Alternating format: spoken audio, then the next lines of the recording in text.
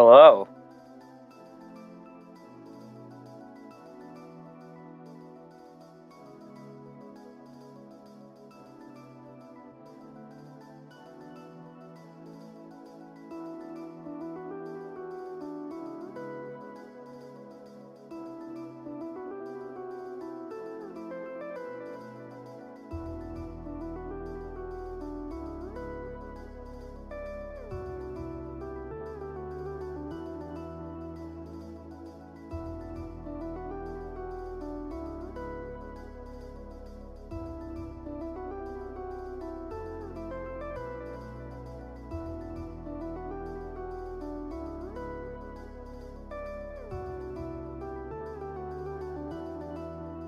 All right.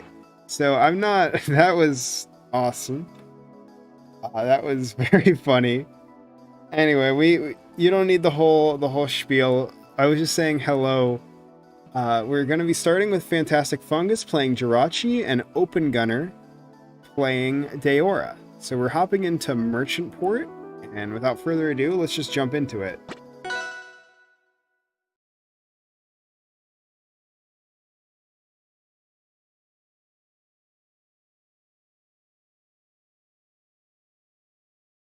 All right.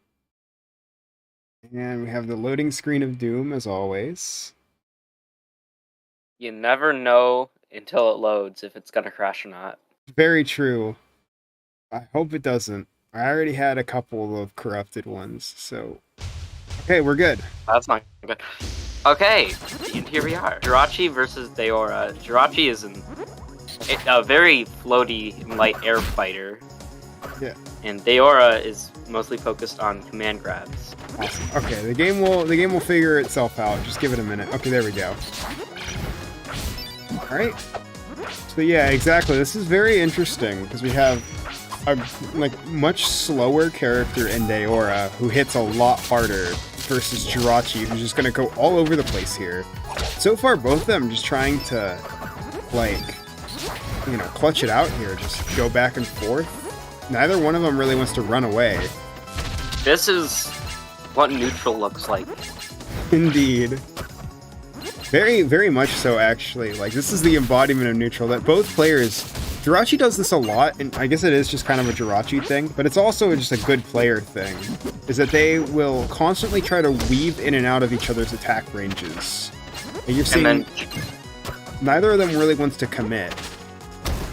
Yeah, because they both can get punished very hard just because of how their characters work. Yeah. And Jirachi has the mark and the command grab. That's gonna cash it out. Command grab because of the map. But this is so far a very even game. Oh. We got it up. Got that mark again, but Jirachi just trying to poke, trying to get it off. Oh, successfully gets rid of it. But not able to get much else. Having that mark on you is pretty terrifying, especially at higher percents, because you can get killed at very early percents from one command grab if you're marked. Oh, absolutely. That's all it takes. Just one little grab can decide everything. Yeah, and Fungus takes first stock, but they're also at easy kill percent. They are at 101, but I mean, even then, 49% on Deora. Oh, and there it goes. That's the command grab taking it. But that 58% now, that's still a pretty big lead for Deora to try to have to make back. Yeah. That's all. I mean, it's only a couple of interactions for Deora, but even still, 27. Yeah, I mean, at the very least, Fungus is a whole 2 interactions ahead. Oh, and way the more up strong. The aerial up strong. Yeah, Jirachi, like I said earlier, is focused on aerial fighting, which means they get aerial strong. Absolutely. Yeah, the air strongs on this character especially are crazy, because I think I say this, there's some things I say every time I see these characters, but it bears repeating. Most people who know the game, like the base game, know Raster. And Raster, it's like, when Raster uses an air strong, he's leaving himself vulnerable. Jirachi does not. Jirachi's air strongs are, have huge range, they have great movement, There's something that is the focus of the character, and you have to respect. Yeah, so... Ooh! That was Yikes. nice. Yeah, but still, an insane lead Fungus has here. Goes for the dash attack, but neither one of them really getting something. Oh, that could be big. Very, very close to death. Open Gunner is... Yeah. But still That's playing... gonna get some damage on. Yeah. Still It's ironic that Jirachi is strongest in the air, but they're also the most vulnerable because of how light they are. Yeah. Oh, kicks him away. Oh, That, I was not expecting that outcome, but that really does show. Like, again, like we said, the only thing Deora needs is a couple good hits, and that could take the game. And Open Gunner is going to take the first win so far. We still got a few more games in this set. We are going to High Dive Hideaway for the next game. So we'll see how this goes. Yeah, very much an oops on the DI, but... Yep, that DI. I mean, that's the thing, and it's a double-edged sword, is that Rivals has much higher DI than Smash. Like, you have a much larger influence over your movement, which is a good thing sometimes, but sometimes you can just do that. Jirachi getting an early combo lead. Yeah, got the lead, but Deora still chipping away. Yeah, both of these characters like to chip away a lot. And that boosted command grab gonna even more damage. It's close to even. Ooh, misses the combo. Ooh, going for the confirm into the up strong, which kills extremely early because of how close you are to the upper blast zone. Yeah, very much. Getting the mark off. Oh. It's interesting that Fungus isn't using Doom Desire, which is a very potent and scary tool, because it's that looming threat that your opponent has to be aware of. Yeah, that's something I think is very interesting. Is there's like a divide. Oh, and that upstrong gonna take it. But there's a divide in the Jirachi community, it seems, on people who like Doom Desire and people who don't. Because the thing about it is that it's a very good tool for just telling your opponent where they can't go, but it's almost impossible to hit. Oh, yikes. And that's gonna bringing it back to an even game. Yeah, it's still very close. But yeah, Doom Desire is like more of a mental tool than like an actual physical tool. Like, in a lot of workshop characters in base cast, their stage control is like actually physically there, so like you can't do a lot of things because of it. But with Jirachi's Doom Desire, it's not there until like later on. Yeah, and we saw that double grab, that was almost devastating. But that brought Open Gunner back from a deficit. Yeah, but exactly what you were saying is like, Doom Desire is a great tool for dealing with the future, but right now, Fungus really has to play in the present here. Doesn't really have time to set stuff up.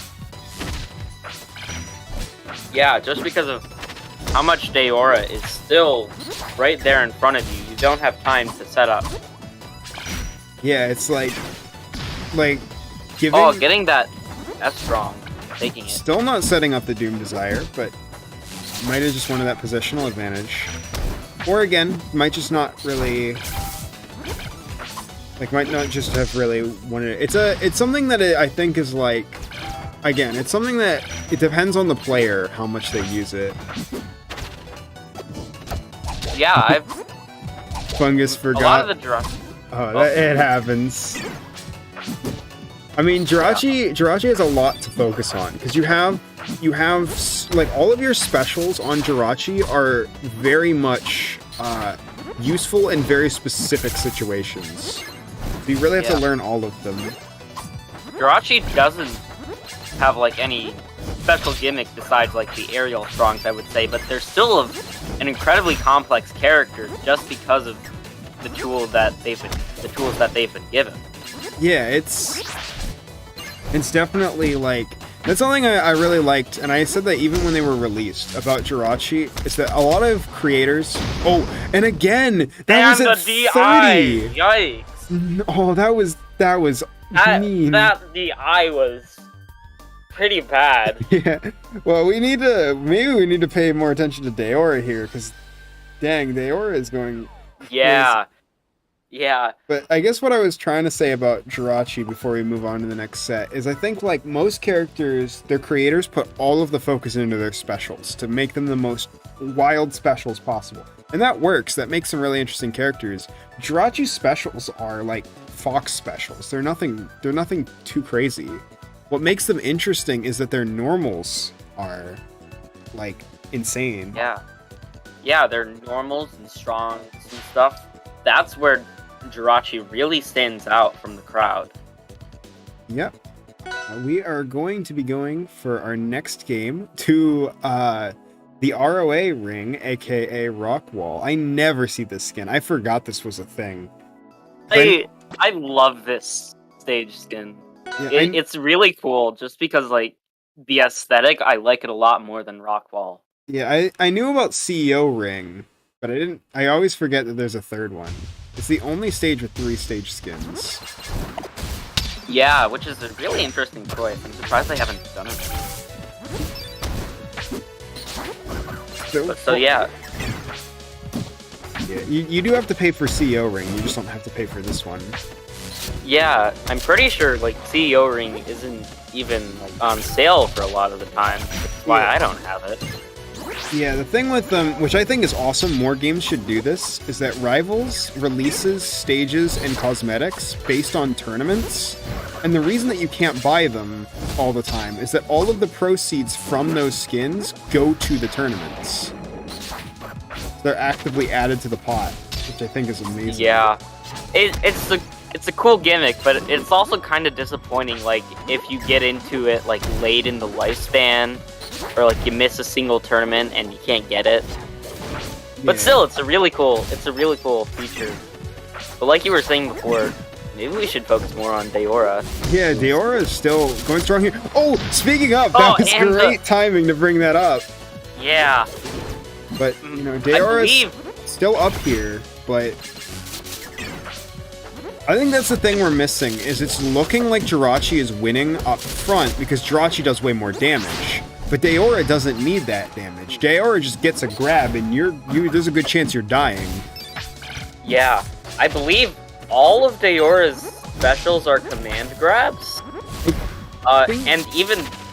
And they even change depending on if you get a mark or not. Not too much, but they still do change. I think so. I think there's a couple. I think one of her specials isn't a command grab, but I don't remember if it changes into one. I believe Down special is more of a recovery tool because it restores your double jump when you use it off stage. Interesting. Ooh, well, yikes! Getting that. Yeah, we're seeing that lead we saw in game 1 from Fungus turned on him. Yeah, it seems that Open Gunner with Deora has been really good at bringing it back from a deficit in all of these games. Down special has a command grab at the end of it. Gotcha, that makes sense. Yeah, I was gonna say I thought there was one that wasn't a command grab but has like a hidden one. Yeah. So I believe the creator of Deora said that they were mostly inspired by Iroh. Oh yeah, because they have, they definitely, I think in like canon, Deora is Iroh's ancestor from the future. So I love that we have our own little lore for these characters. Oh, there it is! Seeing that eye get set up. Doom Desire is here. And almost getting into it, but Open Gunner's DI is gonna save them from getting killed by that. Because it does kill. It is very potent at kill. Both of them are just playing super patient here.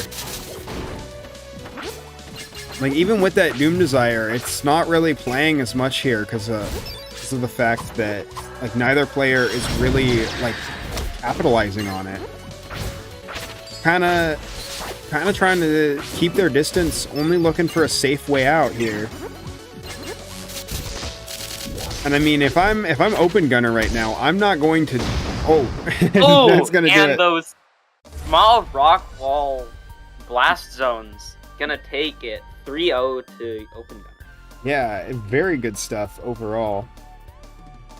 What I was gonna say is that the thing about that style is when you're up 2 stocks, like, you don't have to approach. You can just sit there all you want. And when that happens, you know, your opponent has to make something happen, which made that very hard to come back from. It's like you can just hang back and invite them to come to you so you can get your setups on them. Yeah. Because you have the advantage. You're not gonna die to one bad interaction, so you can afford to take more risks and threaten them with like whatever you want to do. I think it looks like up next we have Franny versus KD8. I did want to say real quick, we did have Daniel versus Splat Tracer, but unfortunately it looks like those replays are corrupted.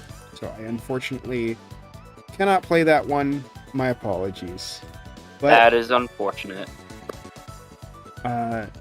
what if there was DSR but with characters? That has happened before, and I don't remember it was Dose's tournament. I don't remember what it was called, but it was a very interesting tournament where the whole gimmick was that you had to play with character DSR. If you won with a character, you had to pick a different character. It was really funny. I love this format for casual brackets, but not something like this, even though this is casual. Oh, it's doing the thing again. This is... Okay, but we have KD8 and we have Franny. Let's see who they're playing. Oh, okay, we have... You send a video of the set? Chimera versus... Oh, if you send a video of the set, then... Yeah, I can do that if you send me a video of it. We can play it. It looks like we have Chimera and Dark Shark. 2 characters that I don't see a whole lot. So let me fix this. One thing I didn't know about Chimera until I played them, just like to try them out a little, like a few weeks ago, is that they're a grappler. Yeah, they're very interesting. They're based heavily on Naga-Ryuki from Guilty Gear, where they have the Blood Rage mechanic. But unlike Naga, who wants to land normals, Chimera has to grab you. It's not just wants to, it's has to. And you'll see that as we get into this here. Yeah. And then Dark Shark is more focused on a combination of zoning and strong normal hits. Oh, absolutely. Yeah, Dark Shark is one of my favorite characters. They're a very weird character that you don't see a lot of. And this is, I believe, Dark Shark 2. Yeah, the rework. This is the reworked version. I love the original version, but I am in the minority on that. Most people did not want to deal with random, like, Game & Watch judge on every attack. Thought it was pretty funny. It was very funny. But... And I also love Dark Shark's kind of weird, forward strong and, to a similar extent, up strong. Yeah. They are a very bizarre... Like, almost all of their moves are very strange. I think something that makes them really interesting here is the fact that they are both kind of an up-close fighter and a sortie, and a zoner, but they mostly, when they're up close, fight at sortie range. They don't really have great pokes at point blank. So both of these characters, though, are kind of wanting to play in each other's face. But we'll see how this ends up working out. As we can see, Franny has somewhat of a lead on 88. There's a dice, whiffs the grab, gets it that time. Doesn't quite kill. The DI coming in clutch on Franny. That one will. Oh, but that That will kill. Gets the tipper. Yeah. Oh, the die snuffing the recovery. Or I don't even think it snuffed it out. I think it was just like It the hit kinda stop. clashed. The hit stop was enough for Franny to actually deal with it, which is very smart. Yeah.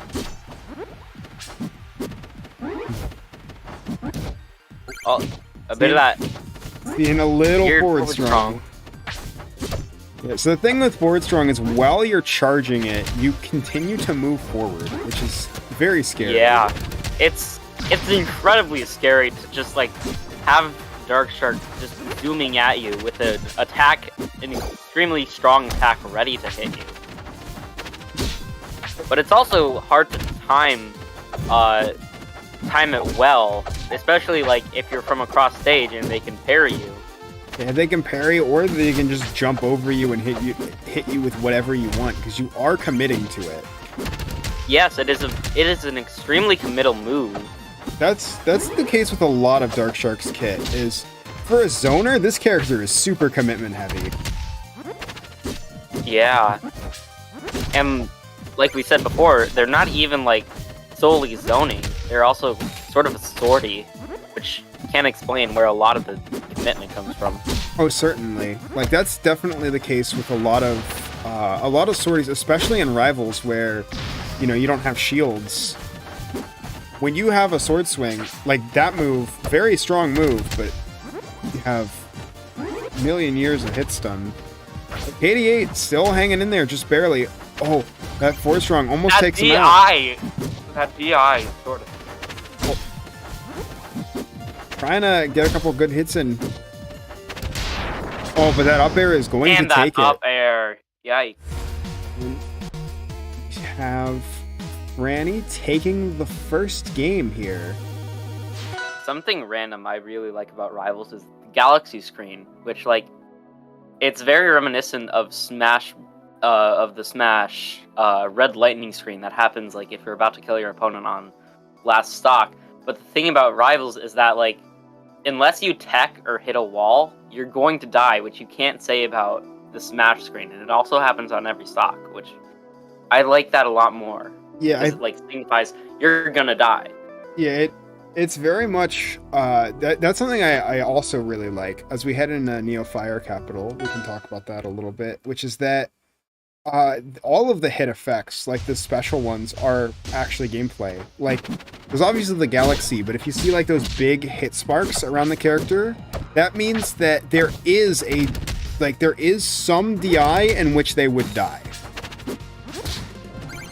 Yeah. This game's visual effects are super well designed. They look really nice, but they also give you a lot of information on what's actually happening. Yeah, it's very interesting because you get, I guess like you said, it's just that they're very intuitive as well. And unfortunately, the recovery gimp. Yeah, Chimera has that Incineroar up special that sends you up and right back down at a harsh angle. Yeah, I believe you can cancel the first hit, but I don't remember. I don't play a lot of Chimera. The thing is, I believe that's only if you hit the opponent. Yeah, I'm the worst person to be commentating Chimera because I'm always yeah, this character's not great. I personally think they're mid-tier, and then everyone tells me this is one of the strongest characters in Workshop, and I don't get that. I've never seen a Chimera apparently that's super strong. Apparently they go crazy in the right hands, and I know Sego's Chimera is pretty good too. But it's I believe that. Oh. Go on. But yeah, I think they definitely have a lot of weaknesses here, as we're seeing. Oh, there it is. There's the up special cancel I was talking about. Yep, there it is. I believe that meter probably has something to do with it, but unfortunately we're not seeing it come into play. Especially because, ooh, that up strong. Ouch. Yeah. That meter, I believe, it only comes into effect if you get it to full, and you can only do that by repeatedly hitting your opponent. So, although sometimes you're widely incentivized to combo. Although, I think it's more the opposite, actually, because getting into that also causes you to take damage really, really quickly. So you want, I think your grabs, I don't know the exact specifics of it. I want to say your grabs are stronger the more meter you have, though. If I recall correctly, then when you get full meter, all of your moves become a lot stronger, but you also take like self-damage. Yeah, and it's a lot of self-damage, but it didn't end up coming into play there. That up air juggle just gonna keep it going. Franny's Dark Shark kinda keeping KD8's Chimera out of any wins. Yeah. And it looks like for the next game, we are going to Forest Floor. We are seeing a switch to Keychain.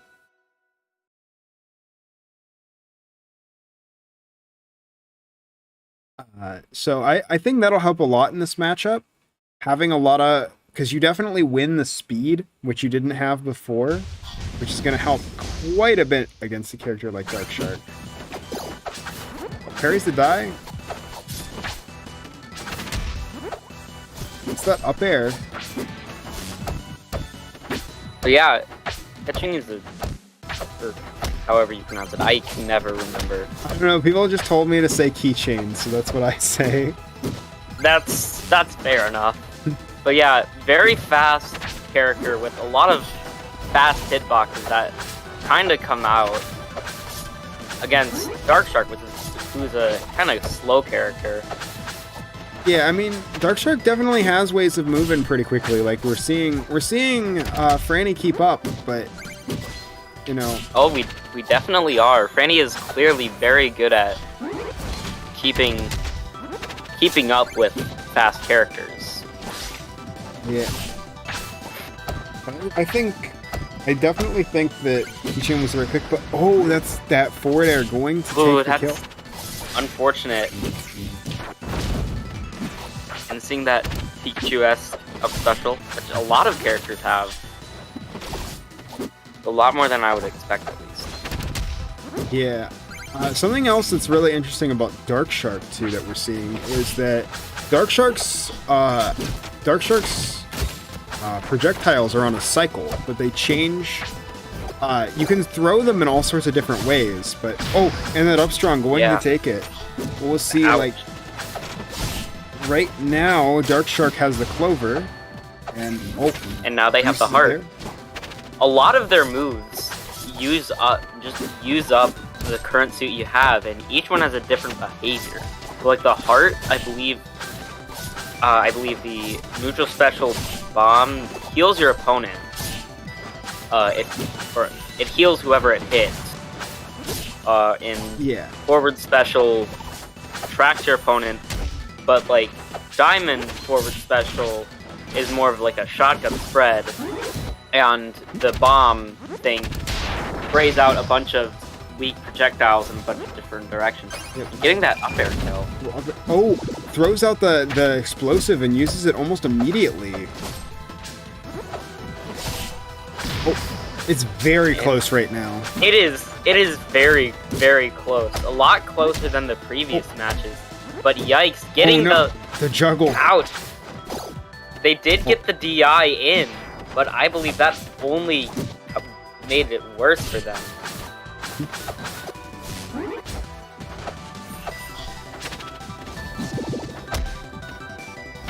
And calling out that teleport. Ouch! Yet again. And that's gonna take it. Very potent. And Dark Shark is going to take this set. With congrats to Franny for showing this character off. The 3-0. It was a very fun set to watch. I agree. I don't see as much Dark Shark as I would like to, so I'm happy to. You know what? This is a good time to bring in the one set that I have that's a little weird, because we have LandCon and Silent Fury was the final game. So I don't want to play that one yet. We'll see if this one works. For once in my life, I actually made it to my own stream. Hooray! So I played Nuzzle. So you have the people who commentated the first couple playing each other. I played R2-D2, Nuzzle played Valley and Death. So let's see if this will work. Hopefully. These are These both of these are characters I haven't really seen before. Oh, they're very fun. Let me tell you, this set is very fun. I promise you. My strongest memory of R2-D2 was like on launch day when I was messing around with them in like training mode, and I found some janky back air interactions. Yeah. This character has definitely got this character got buffed recently, and I'm so happy about that. You'll see this character is certainly a lot of fun. Both of these characters are a blast. I'm very excited to watch. See how this goes.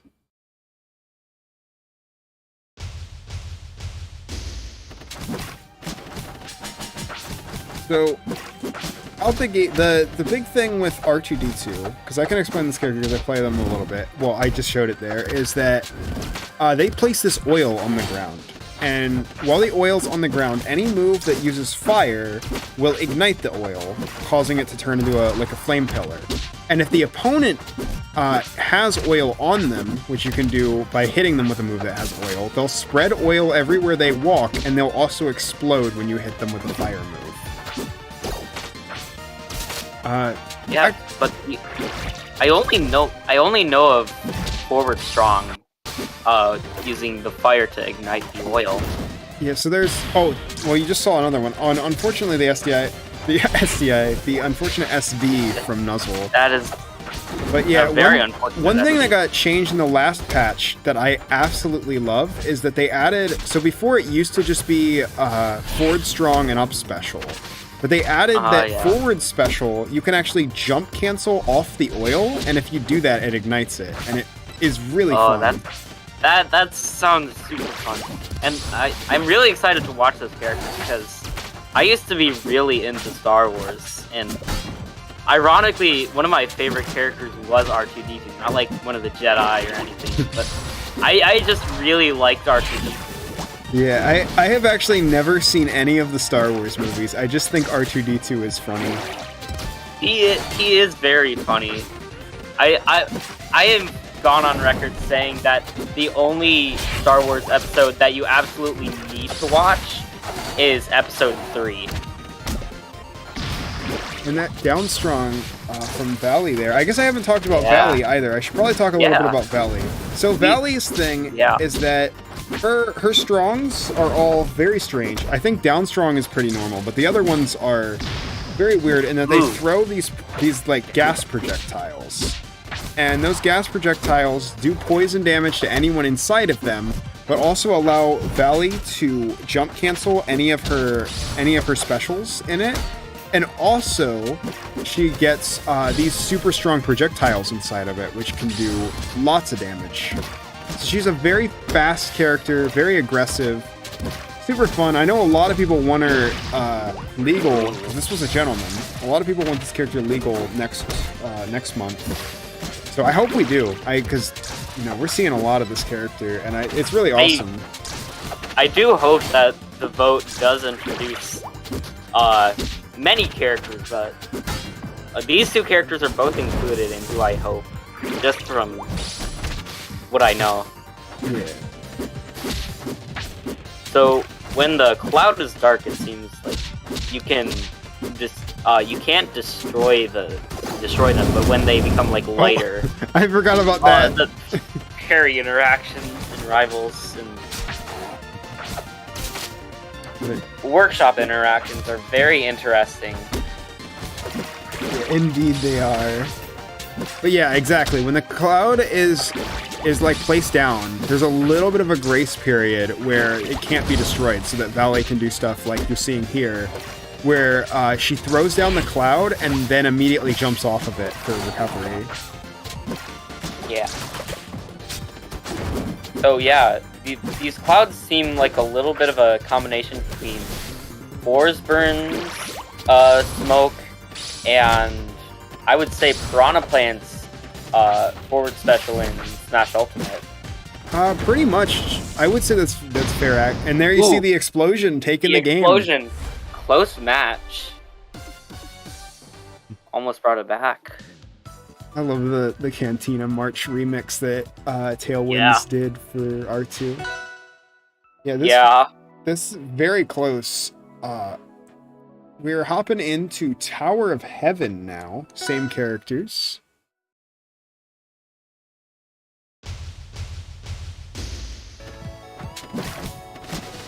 Yeah, you'll see Nuzzle absolutely mastering this character. Definitely, like, you're definitely seeing a lot of people pick up this character as of late, and I think that's awesome.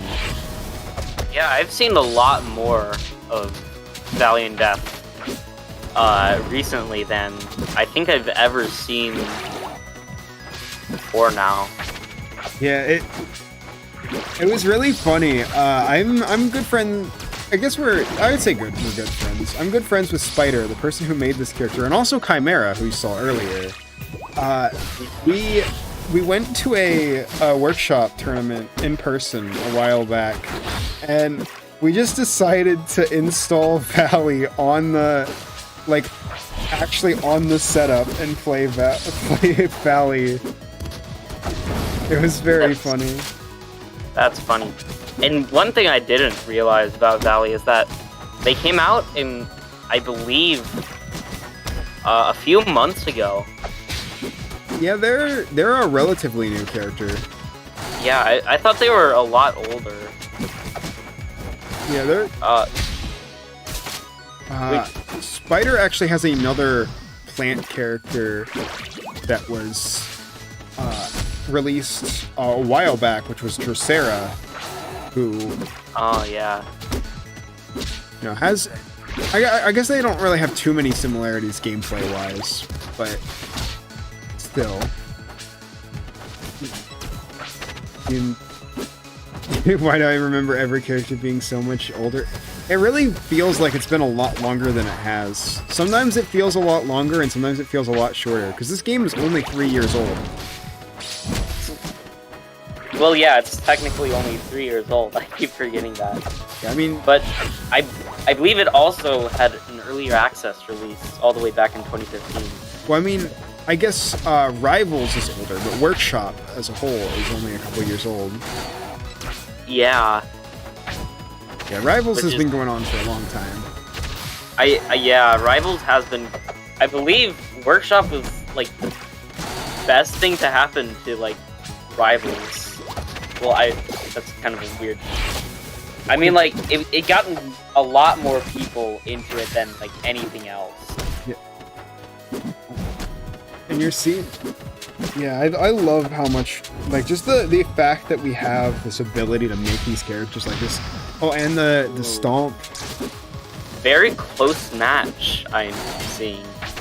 Both of the ones that I've seen so far. Yikes. Back air, it's gonna even things out. Seeing... one of the fun things about R2 as well is that down special, which creates oil, you can actually use the aerial version to fly around a little bit, which can be very... like a mini... Yeah, it's a discharge. It lets you... The thing that makes it so good is the fact that it doesn't put you in a bratfall, so you can act out of it immediately. Yeah, that sounds like a very nice tool. Yeah. Ooh. Trying to pin Nuzzle down here, but not quite getting it.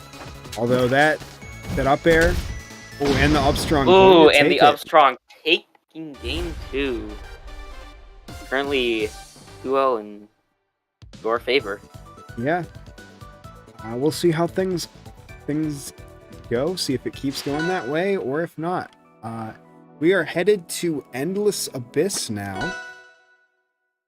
The final destination, I would say, of Rivals, just because it's the only one that doesn't have any platforms whatsoever. That's the main. Everyone's third favorite stage, behind Tempest Peak and Fire Capital.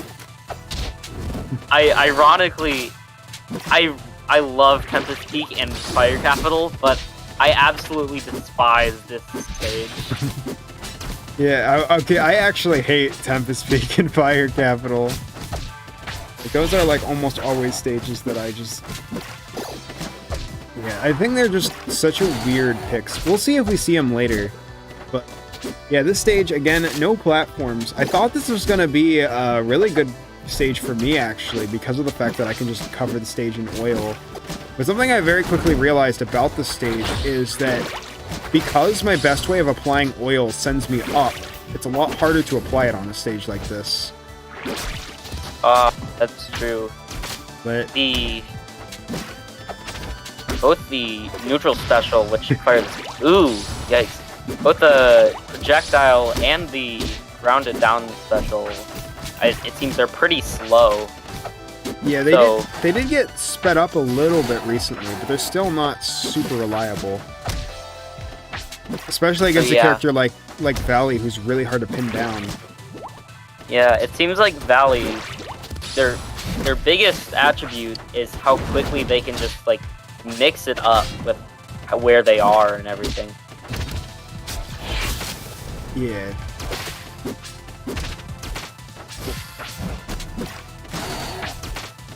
It's very even here. Oh, and another back air. Yikes. Very close to death and unfortunate SD. However, it happens. A little coming down with you. It does happen. It's happened to me quite my fair share of times. Getting that command grab. I love R2 command grab because it just lets you do your strongs after the grab. Yeah. And cancel into strong. Yeah, and you can do them in the air that way too. An interesting way to implement aerial strong. Oh, certainly. I definitely think it adds a lot to the character to have that. Right now, it seems like kind of struggling to get in on Valley and get a kill. Yeah, especially with this at this range deficit. Oh, he gets the fire, but not enough. Oh, and but that's gonna take ouch. That's an unfortunate. Nelzel taking the first game, and I'm gonna say a little bit. I'm trying to say neutral, and this is not.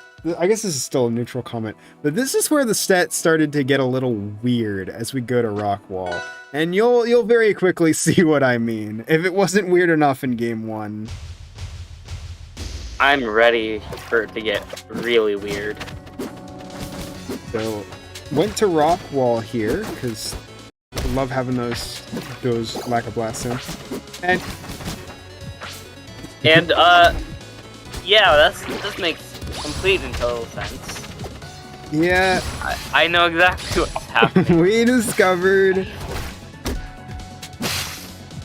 So workshop interactions are so Clarin Field 2. Clarin? Wait, did you enjoy Clarin's Field? Well, now you have it on a workshop character. This was definitely very funny. I don't think it ended up actually affecting the match too much, but it was really funny. I can't see it really affecting the match all that much. But one thing I'm really surprised about in Workshop is that there's no character with really like another Clarin Field that just invalidates projectiles. Mostly because it's a lot of the time when it happens, it's just not very fun. I see Robo in chat. Spider's gonna be in my DMs in like 5 milliseconds. Oh, immediately making it back with the command grab though. Evening up the game.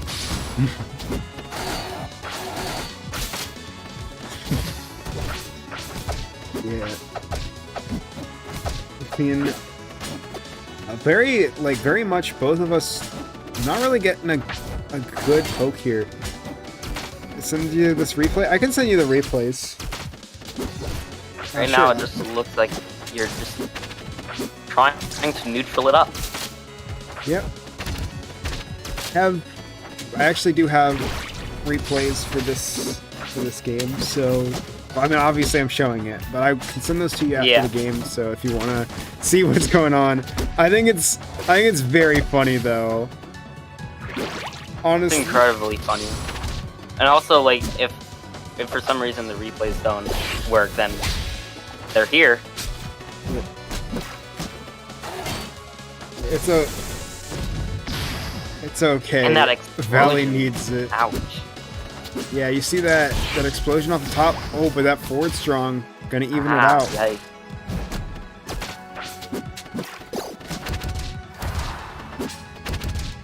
Interesting that R2 does not get covered in his own oil.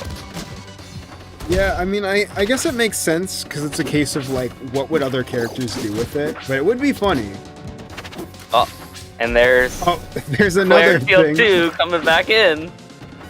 And there's yet another funny moment from it.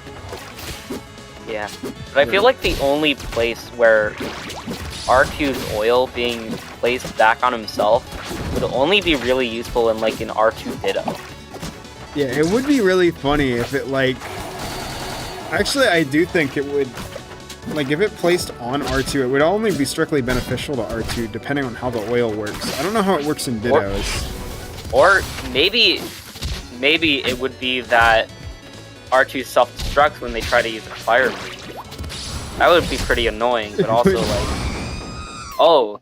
And that's gonna even things out. It's gonna be 2-2 going into this final game. Yeah. Looks like we are going to rock wall yet again. Yeah. Honestly, I don't like the stage. The layout is really cool, I think, but I just don't like the stage because of the small blast zones. Yeah, I mean, I kind of like it because of the small blast zones, but I kind of forgot that the side blast zone is really what it's about, not really the top blast zone. Oh yeah, for sure. It's like, it's become like a running gag in like my group of friends, and I believe a lot of other people, that like Rockwall is the equivalent of WarioWare in Rivals. Yeah, it is. It actually, I think that's what the layout is meant to be based off of, which I think is great, but... Yeah, but also, like, I really don't like WarioWare either. So, this stage is kind of doomed from the start, in my opinions. Okay. Oh. Oh, you saw nothing. Don't worry. Don't worry about it. No one mentioned it until like a minute into the game, so that's on you. Not too much has happened yet. Oh. The field is back. Ouch. Yeah, and only now is the first stock being taken. There you go.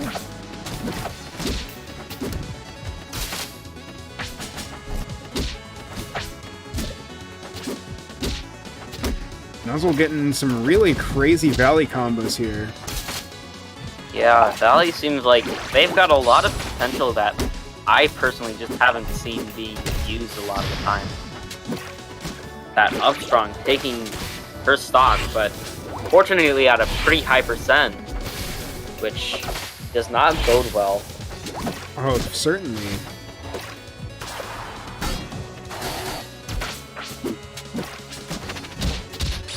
Running at the... Oh! Oh, and the string. Ouch. Getting these really crazy combos here. Nuzzle absolutely showing what this character can do. Like, I don't even know what to say. That was just insane. Valley is just kind of schmoving right now. And the down strong.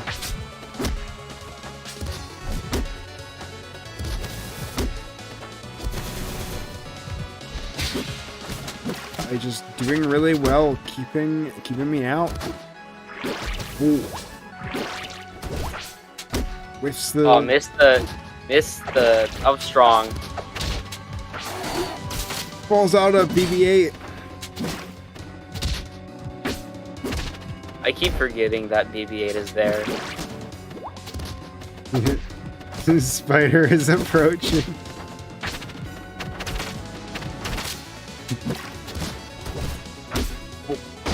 And that's going to take ouch. it. That takes it. Ouch. And Nuzzle taking the set 3-2, but very close stuff. The reverse 3-0. Definitely a very fun set. It was a fun set. Both of these characters are really fun to watch. Yeah, I have been playing R2-D2 for quite a few weeks now because I just really love how the character feels. They're pretty interesting. Yeah, I don't know. Something of it is just so satisfying about getting a huge pile of oil on the floor and then just lighting the whole floor on fire.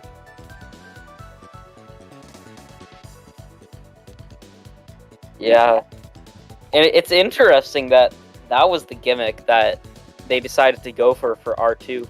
Because if I remember correctly, that's based on only a single scene from one of the movies. Yeah, I mean, I guess it's like R2's not really known for being too much of a fighter, so it does make sense to, you know, go that route. Let's see what replay we got up next. Looks like we have Dino versus Cam. This should be pretty interesting. I assume Dino is playing Steve. Cam probably playing Astra and Hikaru. We'll find out pretty quickly. Cam's Astra and Hikaru are really fun to play against, and I hope that follows through into being really fun to watch. Yeah, I definitely think so. Oh, wait, Miku, never mind. That's later. Spoilers. That's just the single. That's just a single game. Spoilers. Yeah. Oh, it Roy looks Coco. like Oh, Steve and Roy Coco. yeah. Yeah, that's Roy Coco. Yeah, I forgot. Yeah, Cam's been playing Roy Coco recently. I believe they played Roy Coco in the doubles tournament alongside to end. Oh, interesting. Who was playing Deora, actually. Yeah, I definitely, I will be honest, I'm not the biggest fan of Roe Coco, but I'm definitely curious to see what this character can do in the right hands. And just from what I've played of him. So I mean, they're really just not the character for me. But I'm curious to see how Cam can pull this off. So without further ado, let's hop into it on Crystal Oasis. Yeah. Roy Coco is like a puppet character. Like, you can manually control your clone from a distance, but it also means that you are completely vulnerable.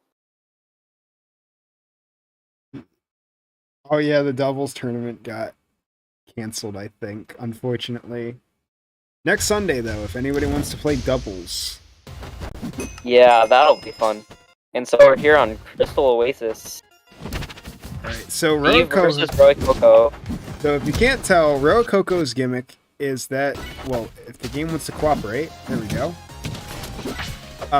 Roy Coco's gimmick is that there are two of them, and you can control both of them, depending on certain things. Although only one of them can attack. It's like only one of them can attack at a time. Oh yeah. Well, the other one has grabs. Well, both of them have grabs, I'm pretty sure. Yeah, but the fake one can only grab you. They can still attack, I'm pretty sure. You have stuff like that. But, like, you want to get a grab so you can, like, follow up. Yep. Oh, and that down strong gonna take it. Yikes. And, like, unless you're playing doubles, where, like, the real Roy Coco gets an outline, the only way you can tell which one is the real Roy Coco when there are two of them are the pose that the idle one is in. If they're just not doing anything, then it's the fake. But if they're, like, ouch. Yeah, the clone can only grab. Okay, yeah. But the real one can also grab. Yeah.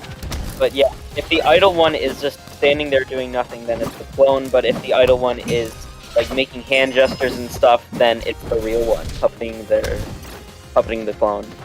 Yeah, I see. And the clone is really easy to get rid of just by just attacking it once. We got. But it looks like Cam is in the lead. Yeah, a little bit. but it's still fairly even here.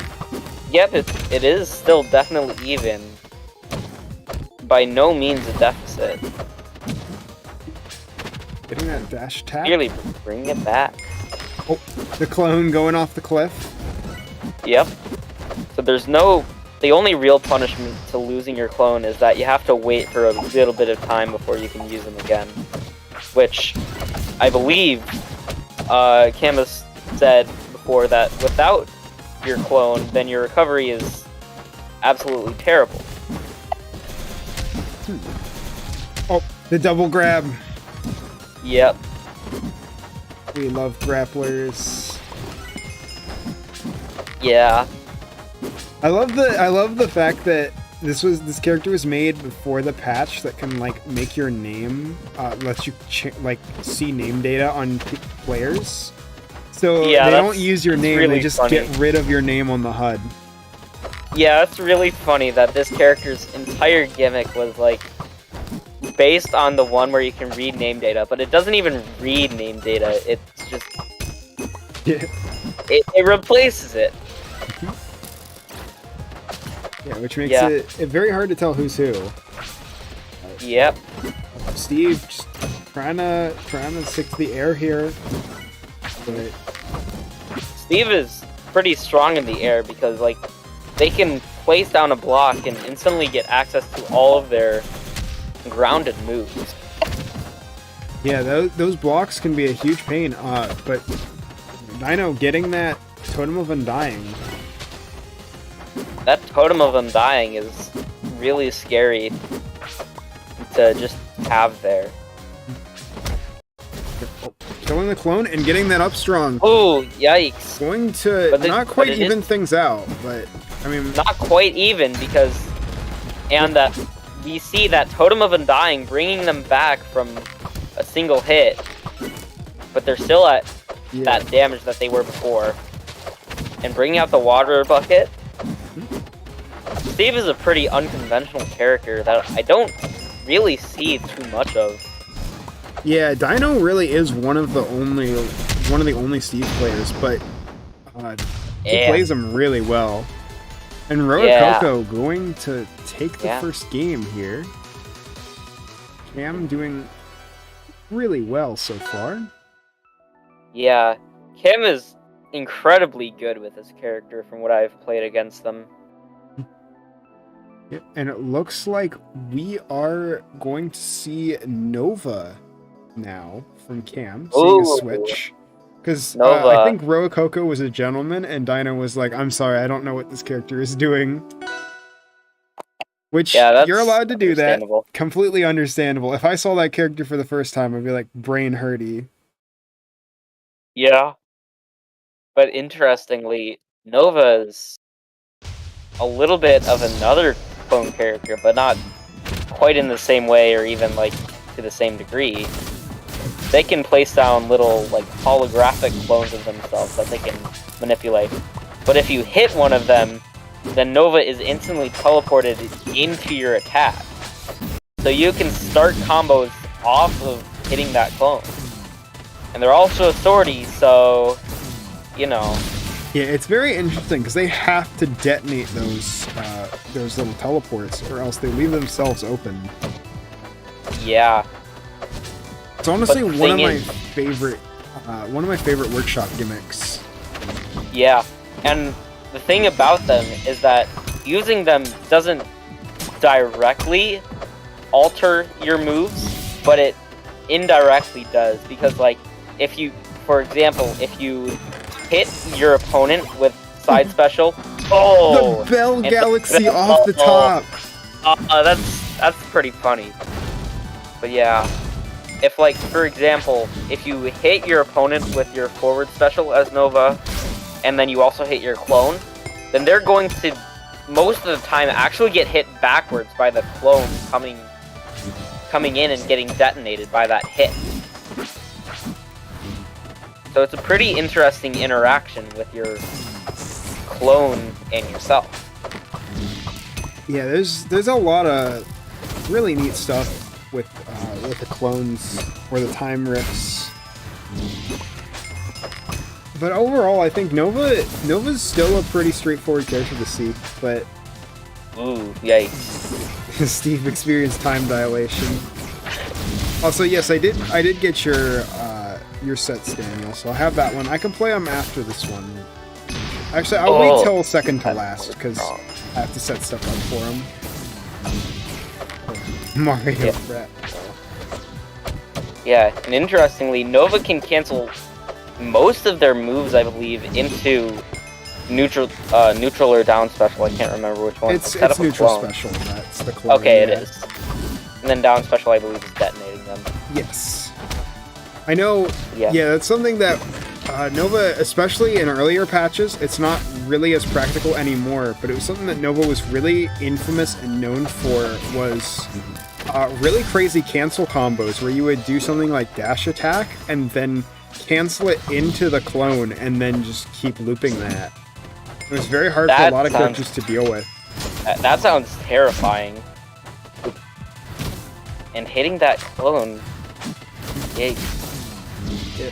But I believe that we haven't really been putting a lot of attention on Steve, who deserves it a lot more than we've been giving. And and that downstrong getting the is 2-stock. Take it. With the lack of a regular forward strong with that bow and arrow, I believe down strong is largely what you kill off the side with rather than forward strong with Steve. Yeah, down strong is a very nasty angle and it has pretty good range, which makes it a very nice move for Steve to use. Yeah. So Steve's main gimmick is, well, I wouldn't really say that they have a quote-unquote main gimmick because they just have so much going on. But one of their more prominent gimmicks is their neutral special, which they open up like some sort of something from the game, like you just saw there, the crafting table, and then they can choose one of 3 items to get from it. So like the crafting table allows you to get a piston, a dispenser, and a slime block, which each have different utilities. Yep. Yeah, it's very interesting because this character was made before Steve was announced for Smash, so their kit is actually based on Hero. Oh, that's very funny. Pretty funny. Also, there is a VODs channel. All of the stuff will be going up. It actually has its own channel, which is just Round-A-Bouts. Yeah.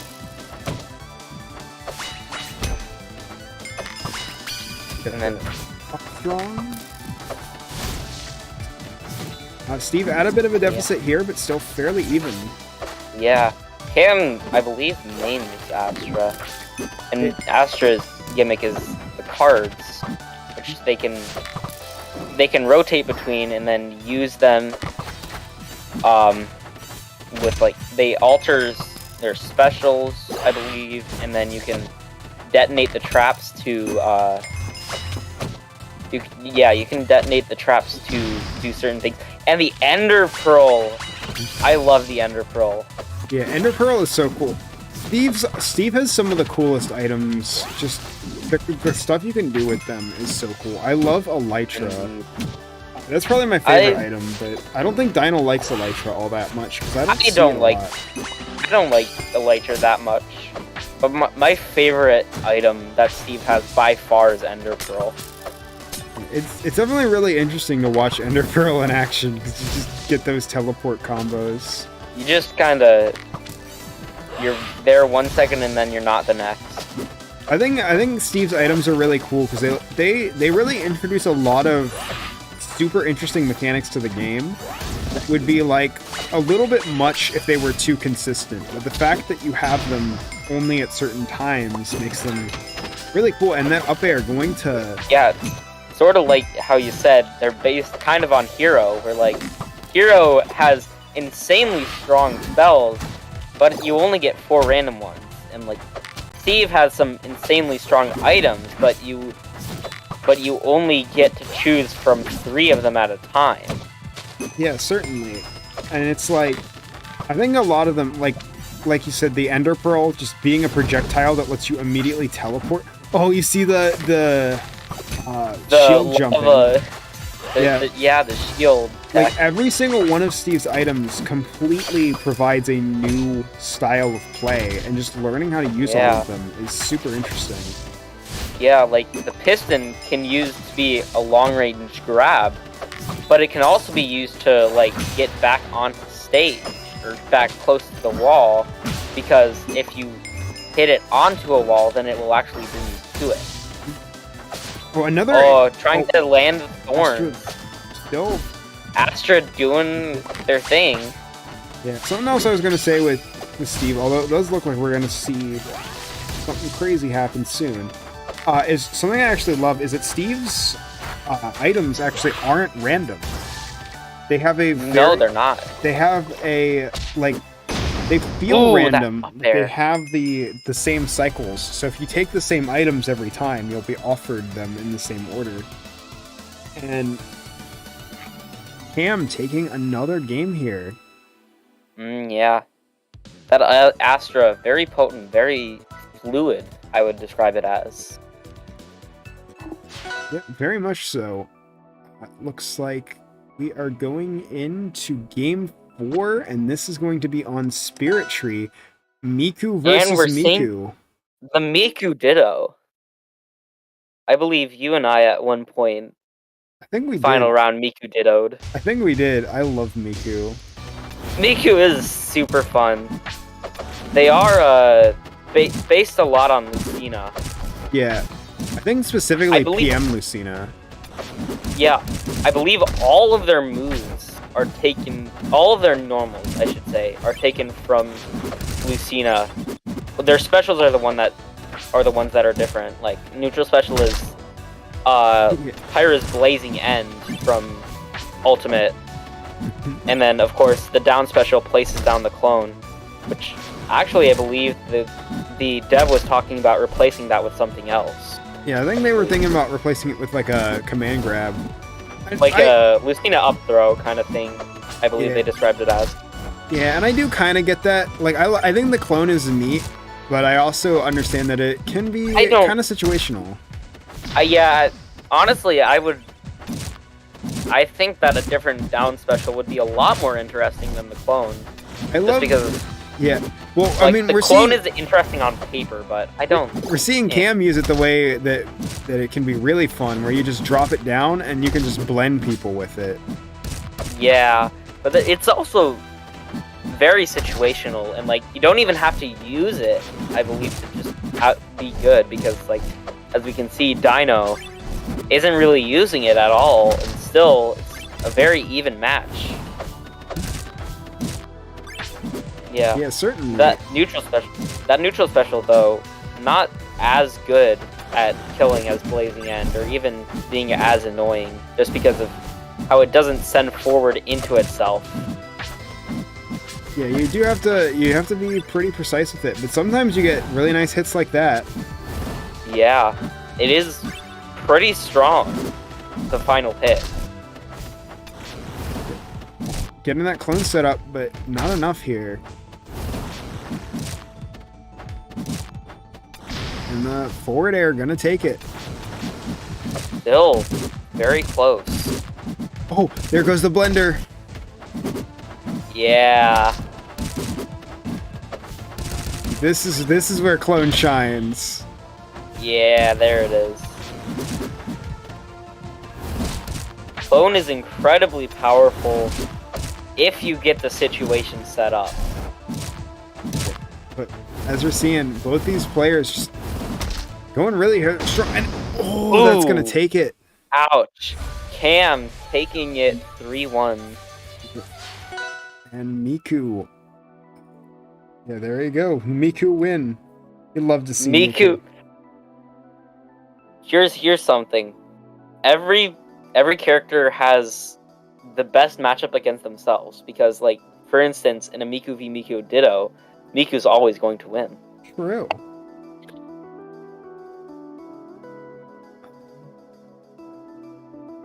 Okay, let's see what we have up next. Hoping Miku would win. Yeah, you know, sometimes Miku beats Miku, other times Miku beats Miku. Oh, this is gonna be a fun one. We have to end, most likely playing Kanos, if I were to guess. And we have Toma, who is playing Wally for sure. But we'll see on... Yeah. To ends, Kanos. The literal first week that Kanos was legalized, To End came out and 6-0'd the entire bracket. Yeah. Oh, no. Was not expecting that. Yeah, just how Cam was playing Roy Coco, To End is playing Deora, which are they're in a team for the doubles tournament, and those are their characters. So, yeah, Deora versus Wally. Both of these are grapplers, so it'll be interesting to see. Yeah, without further ado, let's just hop into Jules Vale, see how things go.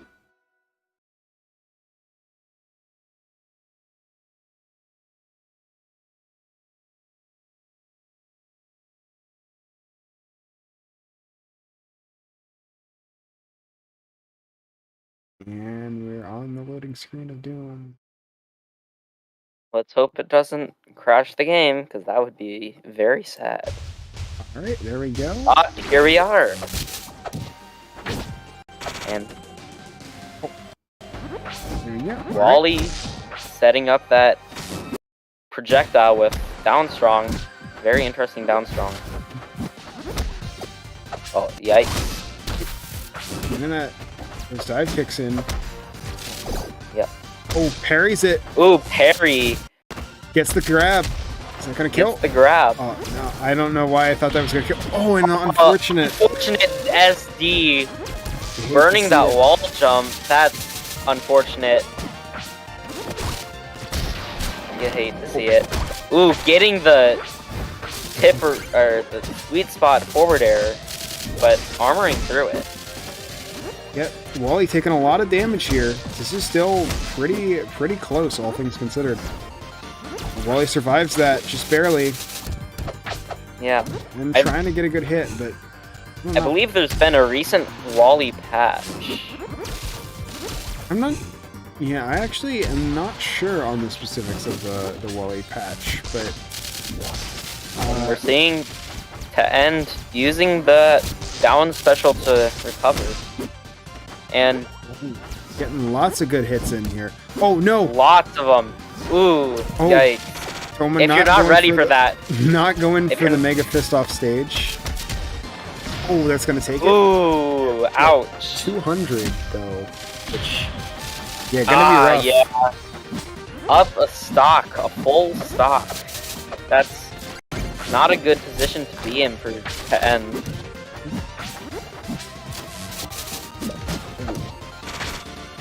Yeah.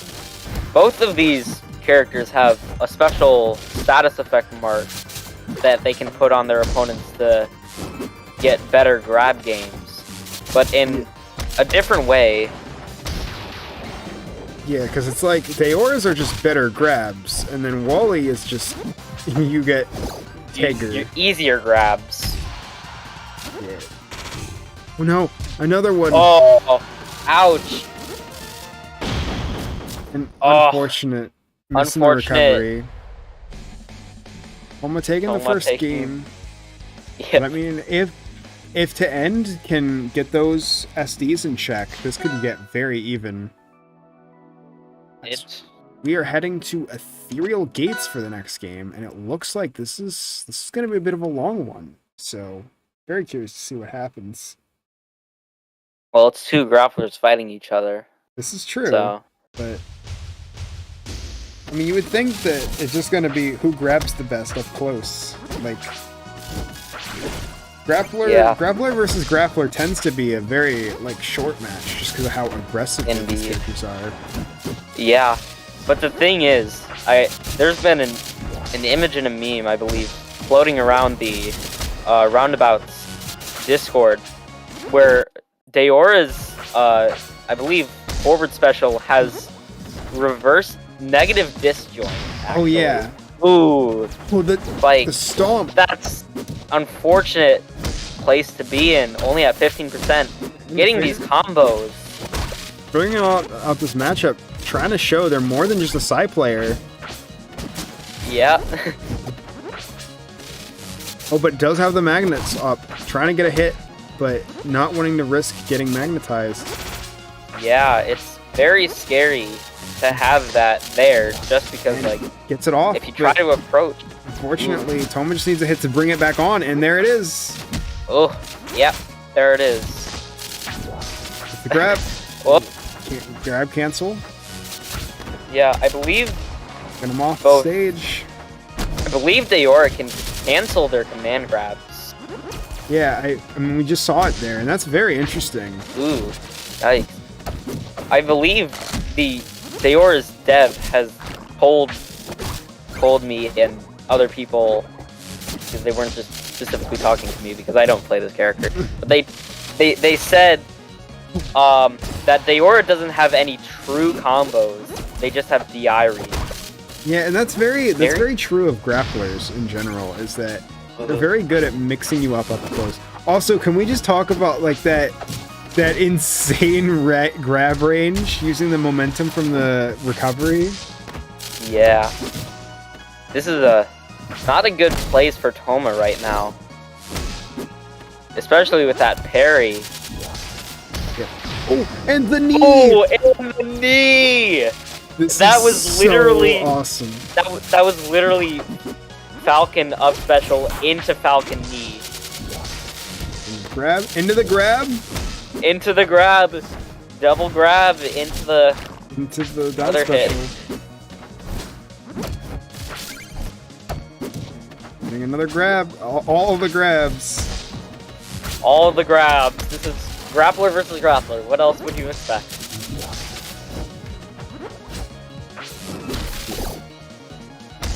And there's another one. Got the markup. One good hit, and that will. And that's maybe? No, not Wally's. quite. Wally's a very bulky boy. Yeah, Wally does not die very easily. Wally likes to survive a long time, especially with that special gets the grab here. wall jump. Oh no! Oh, tries to cancel into doesn't something. Get it. Not quite enough. Actually, I believe Wally's grab off stage is actually even more dangerous than on stage, because just like you're closer to the blast zone with just as strong a hit. Oh, certainly. You really got to be careful. Yeah. And that's gonna take the. And that's gonna take first stock.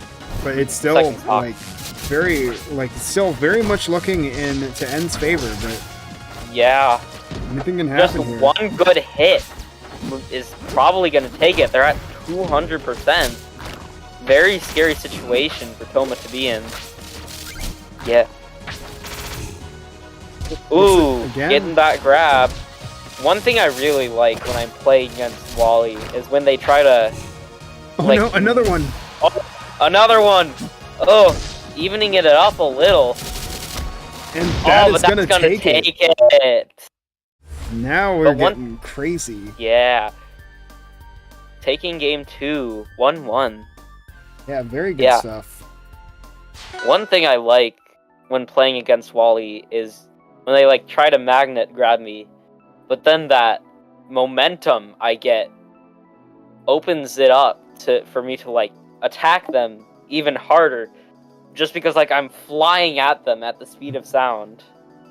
Daniel, Daniel in chat, I like the part where they grabbed. Me too. I really like the part where they grabbed. I must say I agree. Let's for the next game we're going to be going to Spirit Tree, same characters, so we'll see how this goes. I think this is a very fun matchup so far. Yeah. Both grapplers based around lightning. Both just very aggressive here, trying to get those pokes. Yeah. Oh, goes for a very bold play here, but did not work out. Just not getting these confirms on Toma here.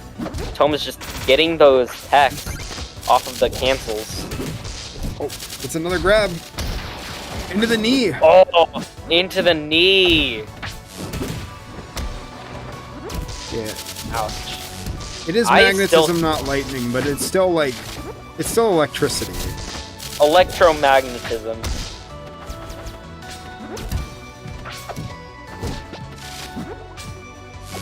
I still think that we need just like a straight up Captain Falcon port for Workshop. Yeah, I mean, we have a lot of characters who are similar, like Germa. Yeah, but I still want like the authentic Captain Falcon experience just in Workshop. They don't have to be like exactly like Captain Falcon, but also I want them to be like very similar. Oh, getting that up special, very potent kill tool, especially on a marked opponent. Well, specifically on a marked opponent. Getting the parry on that down strong, but also getting hit by that lingering orb. Oh, and the spike. Ooh, that up air almost killing. Oh my goodness. What was that? That was so mean. Ouch. That was a... They canceled the grab to put Wally in a really bad position off stage and then spiked him. That's just how Deora be sometimes. Getting another grab into the second one. Oh, just the chains. Getting that cancel. These loops. Looking for that up strong. Ooh, but ouch. Yikes. That knee. Trying not to. Two knees in a row. Oh no. Oh no. Gets that grab again. Weird little grab. Oh, and that's very close to taking it. If that were on a small stage with smaller blast zones, I think that would have taken it. Gets back to stage, but. Oh, dash attack. They're electric. Oh, loses it. But that... See, to end Deora getting much better at recovering here, but... Hanging on by a thread, it would seem.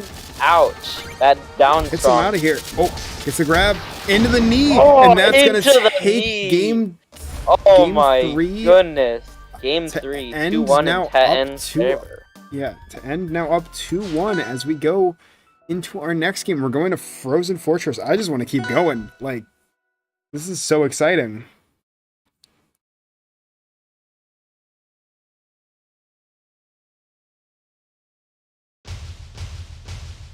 We are back into it here. Yeah. Getting another grab, but... Oh, getting that down special command grab.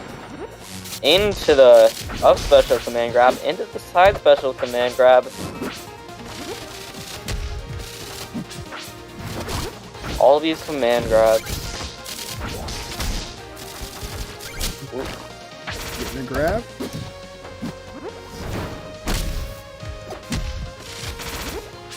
Just super good stuff. Both of them being very patient. We see the armor break on Wally, but not getting anything off of it. Something that's very good to know about forward special is that it only has one hit of armor. So you can break it. That's actually... It's like Olympia's down special. Like, for a while, I was very adamant that R2 versus Wally was in R2's favor, just because your jab already does the 2 hits. Oh, yeah. Getting that... Yeah, it's like Olympia's down special, but it moves. Yeah, I mean, Olympia's moves, too. Yeah, but it doesn't, like, dash forward directly at you. That's true. I mean, Olympia, you have the movement is like a different part of the move. Olympia, It's you more have of like a the FADC. it's more of a Ryu focus punch than a dash forward. And getting that down special command grab into a kill. Still a pretty close game.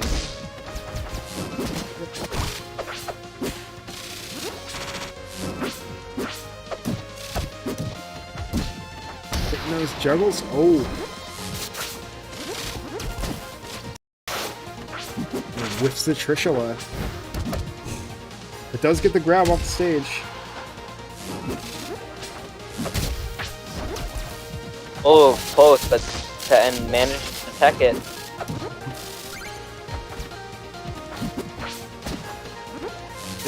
Playing a very tense game of neutral here, it seems.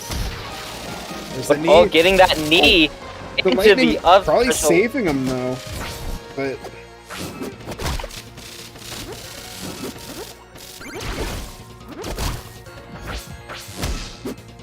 Oh, getting that.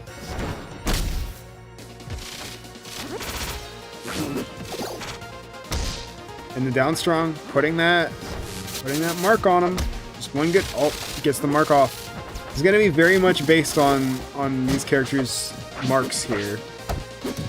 Yeah, I would say. Oh, you're losing the mark again. My cat has just come into my room and started annoying me. Understandably. Cats be like that. Getting the up air to kill.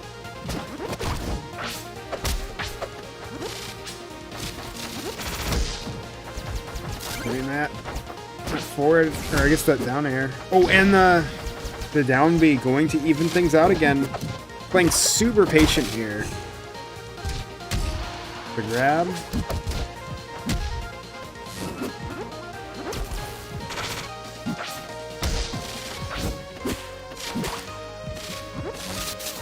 Looks like Toma is currently with some bit of a lead. However, it's still anybody's game, but yeah, it's not looking good to end here. Oh, gets that mark up. That's not good. Oh, but gets rid of it. Oh, here we go. To end, getting the blender set up. Oh, but gets out.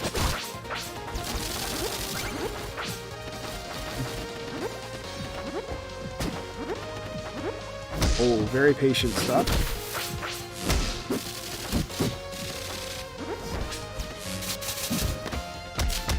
Kicks him off stage. Getting that. Oh, misses the grab. Ooh, that could have been it. And that's going to do it. Oh, but that's gonna do it. It is now 2-2. This last game decides who takes the whole set. This could not be more intense. It could. We are going to Treetop Lodge for the last game. This is a very scary stage to fight a grappler on. And both of these characters are grapplers. I love this stage, but I specifically prefer its variant just because like it looks way better and it's easier to understand the platforms and everything. Oh, true. But yeah, this is like the stage that you never want to fight a grappler on, and both of these characters are grapplers. I'm actually kind of surprised that this stage is legal in tournaments, just because of like the uneven platforms and like how small the stage is. Just makes it a really wonky stage to fight on. Yeah, there's a reason it's a counter pick for sure. Yeah. Like, again, all these stages have been tested. I think that's something that, like, these base stages have been tested a lot. They've had, like, I know Tempest Peak had its entire platform layout change at one point. So, like... Yeah, and at one point, I think the base version of Tempest Peak also had moving platforms, just like the Aether variant. Yeah. But yeah, again, I think I brought this up last stream, but this isn't even the craziest stage that almost made it to the base game. Because originally Sylvanos' stage was going to have walk-offs in the tournament legal version before people... Oh my goodness. People said, that's a terrible idea, actually. I'm actually very grateful that none of the base version of the base game skins have the walk-off. But yeah. Rockwall and Forest Lords do have walk-offs in the Ether variant. Yeah. But yeah, still very, very close, although to end having the lead here, but still could very easily lose it. Is at Potemkin Buster range. Oh, gets out of it. Ooh. Ouch. Oh, and that's gonna take it. Getting it, that's gonna take first stock. It really messes with me that. Oh, no. Oh my back. goodness, that was a close one. That would have been awful for the set to end like that. That would have been a terrible way to end it. It really messes with me that both of the base game stages that have moving platforms are starters instead of counterpicks. Like, that doesn't really make sense all that much. Yeah, it's definitely very funny. Oh, getting Wally. Wally just trying to be patient. Gets back to stage. Gets the magnetism. Yep. Wally is one of the best survivors just because of how well they can grapple onto the wall. Yeah, for sure. It's like it's very hard to take Wally down. This is very even right now. Yeah. This is gonna come down to the last stock, like no question about it. This is not gonna be. Oh yeah. Even though End started this stock off as a lead, Wally's just way too hard to kill. To just especially like, with kill him. All these grabs. Oh, that's gonna do it. Oh, that up strong though. The thing is, without the mark, all of Deora's grabs are more combo tools rather than kill tools, so it's very hard to. Yes. Which is why you can actually cancel out of those grabs, because you can try to cancel and then go into something that can actually kill. Yes, but dodges the grab of Doom. Ooh, very interesting movement from Deora with just the special. Here we go, the blender and the stone, and that's gonna take it. Oh my goodness! Whoa! Ouch! Deora taking this game. Congrats to End, showing this character off in style. End takes it 3-2 against the Thomas Wally. Yeah, very solid games. Super fun set to watch. I love watching both of those characters go. It looks like we have 3 sets left for the night, so we're almost through it all. Thank you all for sticking with us. We're gonna have Squigs versus Seesaw, and then it's gonna be Daniel versus Splat Tracer, and then it's going to be Lancon versus Silent Fury to end us off tonight. So let's start with Squigs versus Seesaw. I assume Squigs playing Greninja. Seesaw, I don't know who Seesaw's playing. I was actually talking to Koa earlier, who actually faced Gigs in this bracket, and they were playing, I believe, Suitcase. Oh, interesting. And Seesaw playing the Notori that they so adamantly wanted to get into cast. Yeah, I mean, I don't blame him, because Notori, a very fun character, definitely one of the more controversial characters, but one I still love nonetheless. And we have the old Seesaw, the old Suitcase portrait. I absolutely despise Notori still. Well, we'll see how things go. This is definitely a very funny set. We're going to be starting on Jules Vale. So without further ado, let's just hop into it.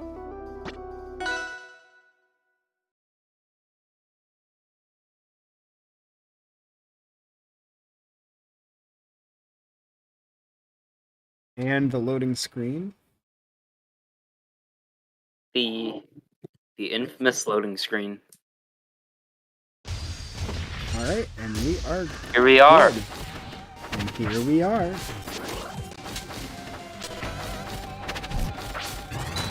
I hate how Kirby has ruined me, and I can never hear that phrase the same way again. I wouldn't say it ruined. Yeah. If you know, you know. But anytime I hear it, it's always in the back of my head. And here we are. That's a good thing, I would say. Oh, the suitcase grab! Suitcase! Yeah, ouch. So, suitcase is basically like... I believe most of their normals are like taken from base cast characters. Yeah, but they're a super weird character. They're a mix of Double from Skullgirls and Isaac from The Binding of Isaac. Yeah, that's super funny. Like, I believe every time they level up, which they can do that by hitting the opponent or using their neutral special, every time they level up, they get an additional item they can grab using their down special. Yep. That is how that works. Oh no. Things are glitching out. I think we're good though. But yeah, certainly. Their down special lets them pick up a variety of items, and there's a guide somewhere. Oh. And I'm gonna... After this set, I'll rejoin, because I don't know if I can hear you right now. But we'll technical difficulties. We'll figure this out in a minute. But so far, the suitcase holding their own pretty well here. Notori also doing pretty well. Gets the goat horn. New item that gives Bear a tipper was added fairly recently.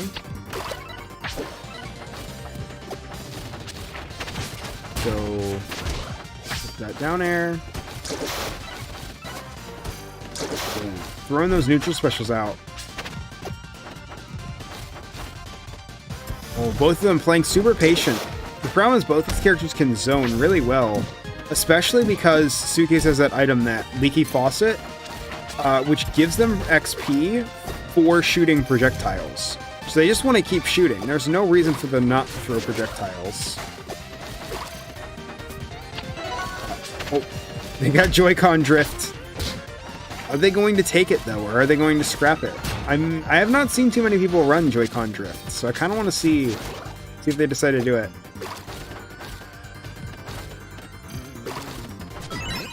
Oh, they are. They are in fact going for the Joy-Con drift.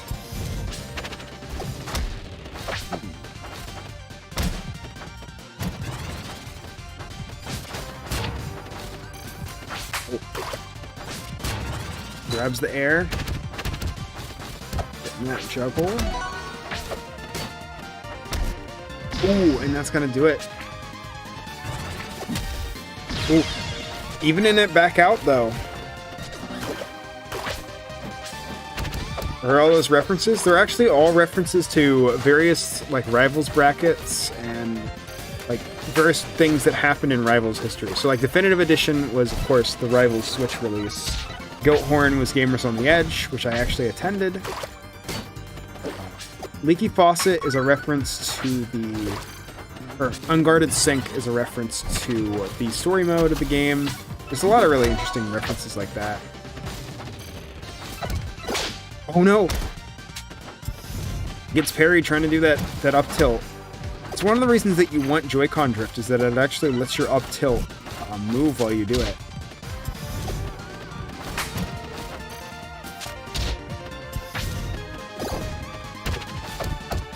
It's the free hit. Oh. Throws the balloon. Notori holding the field here. Keeping the Squigs out pretty well. Oh.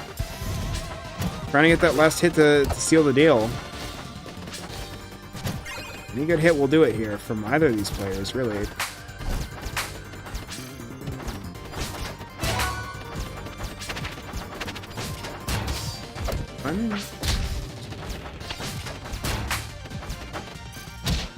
One good hit. There it is.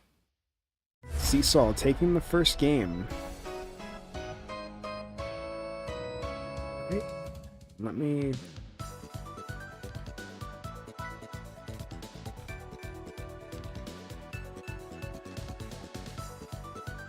I need to fix something super fast. Alright, I think there we are. Alright. I think things are working again. Cool. That's set up. Alright, so yeah. Taking the first Seesaw taking the first game here. Let's see what happens in the next game as we go. Same stage, same characters. Yeah. More of the same. Seesaw, I know, really likes this character, Nitori. Yeah, Seesaw So- has obviously really wanted to get this character in. That's Yes. as much as I have since accepted that this character may be balanced, but I still don't like them. I think that's a fair take. They're definitely one of the more polarizing characters. I think there's a lot of characters who are polarizing, but you know, that's a sign of a healthy game. If literally everyone likes every character, it's like your game doesn't have Then enough what's- spice. Yeah. Like, you don't have any heel to get mad at that point. Yeah. Which, there's a reason they exist. Is because, like, if you don't have anyone to root against, then you don't have anyone to root for, and that's just kind of a boring game. Yeah. If everyone's fine, it's like there's no like again, it's like having characters have more interesting tools, and I think Notori is definitely a big example of that. I would not say anything on Notori is boring, because actually both these characters are perfect examples of that, because Suitcase is in a similar state that a lot of people, like, they're a very controversial character, because they have, again, they're double Skullgirls. They have some of the best moves in base cast on this character. But they're also, like, they don't have that much, I would say. Yeah. They have a lot, but they don't have as much as a lot of people would say. Yeah, they're definitely very strong, though. I think that's absolutely a fact that, like, you just see them pull out. They have moves from every base cast heavyweight, and you just kind of have to accept them. Like, they have Eliana's down tilt, which I really like that move just because, like, funny boot. Yeah. So, I appreciate seeing it on this character. And Yikes. we see the ultimate decision that Suitcase players have to make being made. Do you take Letterman's jacket? The answer is yes. So that's really interesting. Definitely, I think the most controversial item that Suitcase has. It's the only one that I regularly see people skip.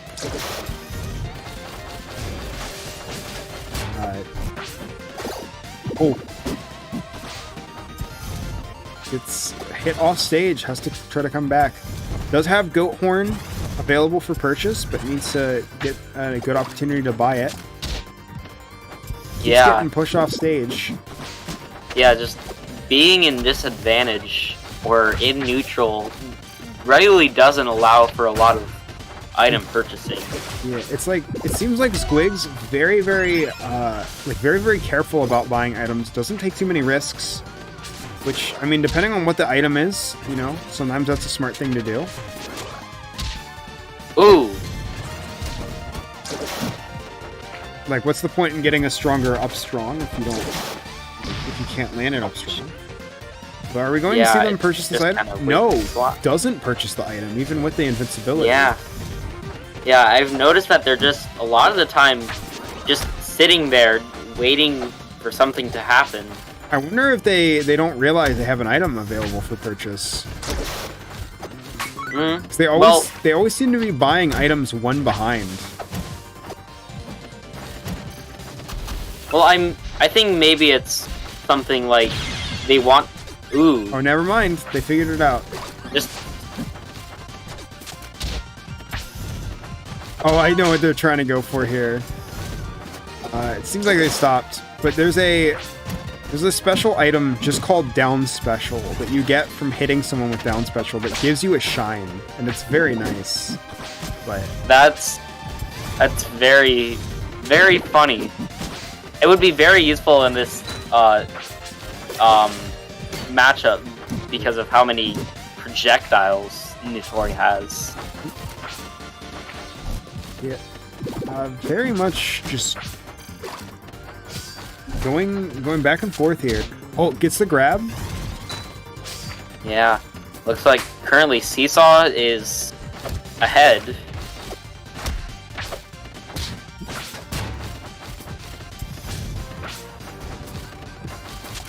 It's Just trying to outspace the grab. right now. This is a very long game.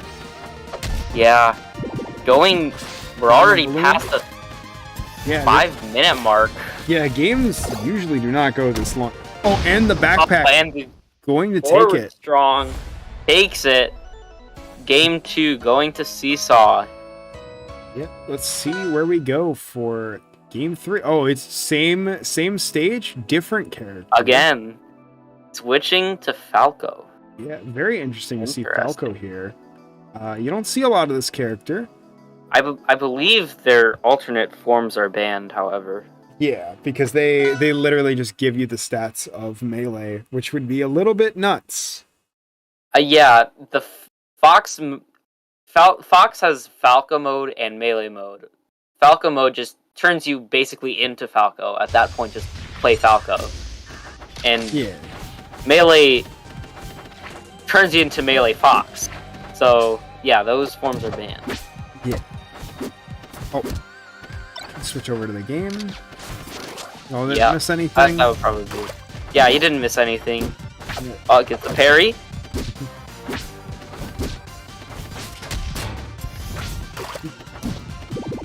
Getting those good hits.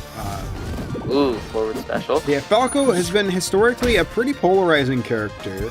Yeah, Shine interesting choice. Kick, yeah, Shine Kick is definitely can be a very, very tricky move to deal with, especially if you're not seeing it. But interestingly, it doesn't seem like Squigs is using a lot of Shine Kick here. Yeah, I've played against Squigs, I believe, if I remember correctly, it was Squigs is Falco. Ooh, that forward strong projectile. But yeah, they don't really like to use Shine Kick a lot. And it's also an interesting take, just Falco in general, because more often than not, I see people just pick Fox more. Yeah, Falco brings me back. Me too. This character used to be everywhere, but I haven't seen him in a long time. Mostly because they're not legal a lot of places nowadays, but they are a really interesting character. Yeah, it's interesting that I see Fox legal in a lot of places, but I don't really see Falco, just because, like, Fox is more popular, and also, like, there's an option to just play as Falco within Fox. That is true, but yeah, I definitely think Falco's I don't know the exact reason, but yeah, I know Falco's got a lot of really fancy stuff. Again, Shine Kick is very powerful, so we'll see if we see some crazy Falco stuff. But so far, it seems pretty even still. Well, I guess not that even, now that I'm looking at the stocks. Yeah, Nitori, Seesaw's Nitori, I just can't deal with it. Walling out very well here. Like, it's been like it's like a common saying that, like, brawlers beat zoners. And brawlers beat zoners. Yeah. And, like, but the thing is, every time I've seen a brawler type character play against the Nitori still wins a lot of the time, just because, like, they just can wall you out. Yeah, that's really the thing, is that you have to kind of get through that wall. Once you do, it's not too bad. But pushing him out of here. Forward tilt. And Seesaw going to win Seesaw the set. takes it 3-0. 3-0. All right, let's.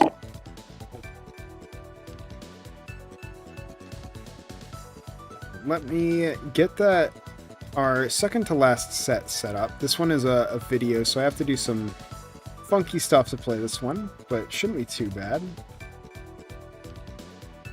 Let's go here. Actually, I should have extracted these. And get everything else set up. It's going to be Daniel 1 versus Splat Tracer.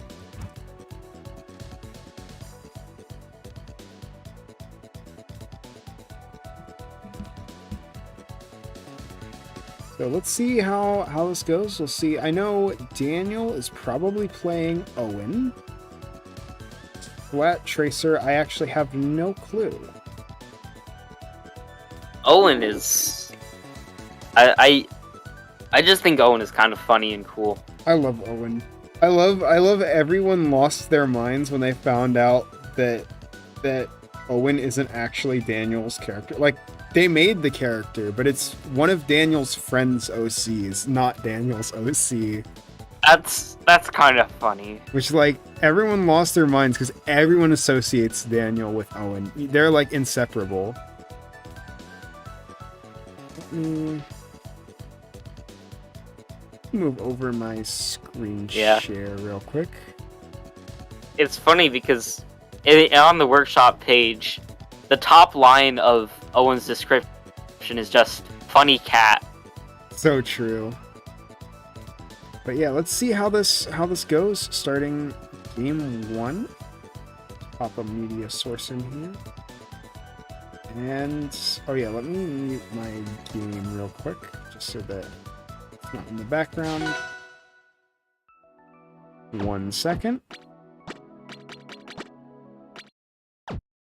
And let me grab round 1.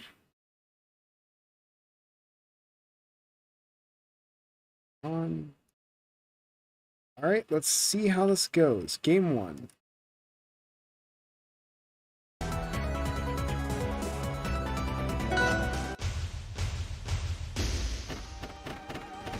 Okay, there we are. We're in here now. Yeah. Chimera versus Owen. Interesting. Oh, Chimera. choices. Yeah, I did not expect to see Chimera, but... Seeing more of this character. Saw a little earlier. Yeah, still a very, very good character. It's gonna be very interesting to see how both these characters play. You don't see as much Owen. Which is a shame, honestly. This character is really funny and cool. Oh, that F tilt. Yeah, that's gonna kill. I keep forgetting it's not F strong. That's brutal. Oh, we are gonna see the Blood Rage potentially go off. Potentially. Very close. Oh, gets the grab. The grab. Taking off a lot of it. And the down strong, but not quite enough. One good hit will send Chimera into Blood Rage. But instead opts to throw those command grabs. Those command grabs, taking it down. Yeah, which I mean might be. It is definitely a risk. Not want it. Yeah, it definitely is a risk to go into Blood Rage, and it's definitely one of the things that's about the character you really have to be careful about. Is that Blood Rage is really strong, but the idea behind Blood Rage is it's really strong as long as you don't get hit. And we see Owen's boot come into play, one of my favorite projectiles in all of Workshop. The way that it works is it copies the properties of the last move that hit it, including the owner and, like, which means that both players can hit it, I guess is what I'm trying to say. So if you hit it and you're playing against Owen, you can set up stuff. But also, Owen has moves built specifically for messing with the boot. Ooh, unfortunate death there. Yeah, so boot is a little bit like, I would say, Breath of the Wild stasis mechanic. Essentially. Yeah, except it doesn't, like, add up like stasis does. It just copies the properties of whatever last hit it. Yeah, so, like, the direction and the, like, style of the hit. There we see the gravity gun pushing the boot forward a little bit. Yeah. And the up strong. Going to even things out here. Nairs. Juggling really well. This is anybody's game still. Very close, No, but that F-tilt. F tilt, very close to taking it. Gets that other grab. Looks like Chimera is keeping him on the defensive. Yep. Oh, gets the boot, but doesn't get anything else. Just trying to poke, not letting Owen get back to the boot. Ooh, close to getting that high hit stun forward special. Combos in, get some really nice Ooh, combos going. Good but combo. one good hit from either of them could take this. Well, and forward air. And that's bringing it back to kill. And Daniel taking the first game here. And then for the next game, we'll see what happens. Oh wait, I wasn't recording. I didn't put the first game. Well, we'll just... I know Daniel will probably post this too, so we're just going to start from the second game on the recording. Don't question it. Alright. Alright. So for those of you who are watching the recording, I didn't hit record ahead of time. My bad. Daniel won the first game. So now we're heading into game 2. And here we are with the recording. You get all the fun stuff like stage bands and waiting in the character select screen. Yep. Alright, now we're in game 2 here. So, Owen doing really nice juggling here. Daniel doing super good job of getting those juggles, but Chimera pushing back here. Well, that's a pretty good Chimera from what I've seen. Oh, yikes. Gets the boot up. We're pushing him off stage. Boot. Oh, the boot off stage Oh. so that Splat can't use it. Oh no! Yeah. We're way off. Well, Oh, and gets another Chimera grab. just... Ooh, yikes. But not Very- really committing to going off stage, which that's where Chimera gets Yeah. real scary, is landing those grabs off stage. But Yikes. Yeah, Chimera has very strong stuff, but if you don't like commit to using them, then you can't get a lot of it. it's another grab, just lots of grabs here. Oh, Ooh, Forward that air. forward air takes it. keeps chasing him down. Yeah, just kind of racking up damage with these over time. Just a little bit. This one. Getting really good hits here. Oh, the blender. Oh, I'm in those vortex situations.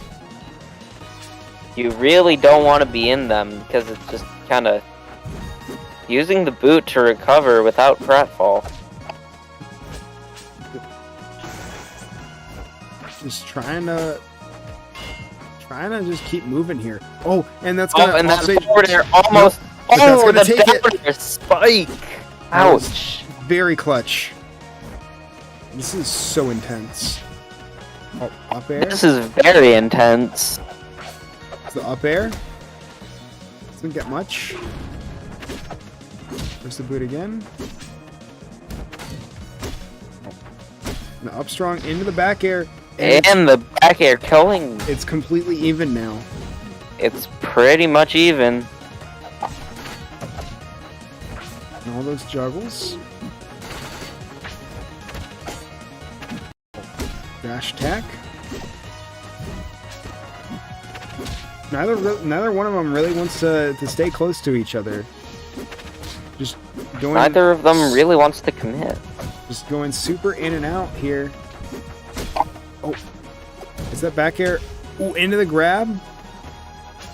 Like a fencing scenario. Uh-oh, the 69% curse. Uh-oh. Is this gonna be it? Uh-oh. We keep seeing it. There Well, I keep seeing it. Oh, no. Oh, Okay, loses gets him out of it.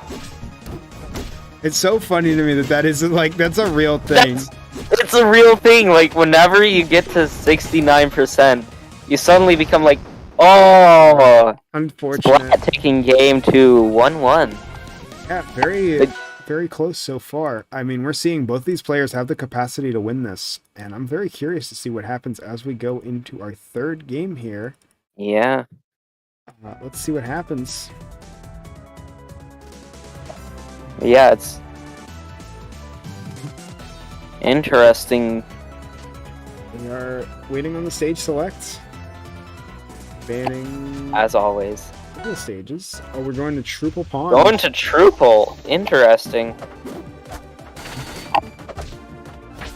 And although some really nice hits in here. Juggling super well. Both of them getting some very solid combos to start us off.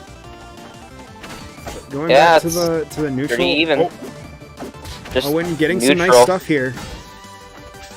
Ooh, charging up that up strong, Yeah. Oh, landing it. I've seen Daniel has a really nasty strategy on this stage in particular, which is with that boot. If Daniel sets up an up strong on that boot, you can do up strong, or that'll work too. You can basically do strongs into strongs using the boot, or like that. Ooh, ouch. That That'll do lingering it. hitbox is just scary. You don't want to. Yeah. As long as you know, you're just trying to stay away from it It- for as long as it's out there. I mean, I guess it wasn't super recently, but people don't see this character a lot, so it might still be new to them. This character did get a nerf a couple months ago. That is that the boot is only a hitbox while you're in hit stun, or while it's moving towards you. But Yeah, it's that's still like that's quite something- a hefty nerf. It's still something you got to be very careful about. It is. That's a very interesting angle on the boot, but are we gonna see it? No, we're not going to be able to see it. Hey,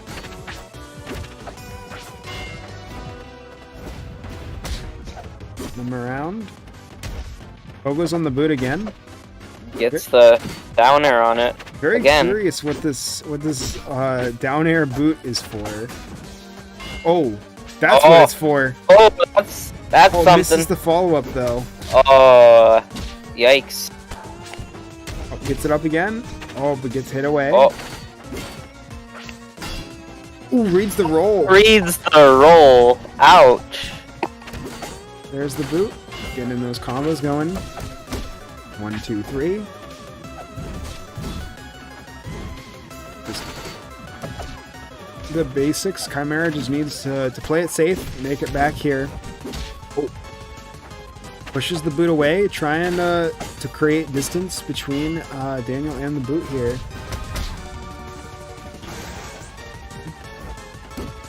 But there we go. Super simple stuff here. Oh, no! Ooh. And gets, ouch, gets hit by basically an up tilt really close to the blast zone. Yeah, if I'm Chimera right now I want to just go into Blood Rage. Like, You just want to kill this funny cat that's right in front of you. yeah, you just need to get your kill power up and then just go for it. But it's gonna be kind of hard here. Oh, Ooh, yeah. Oh, just still one's game, can't very pronounce close. the timer, Oh, but and that forward air takes now game 3. Game 3. Daniel now up 2-1 as we hop into Game 4 here. See what happens.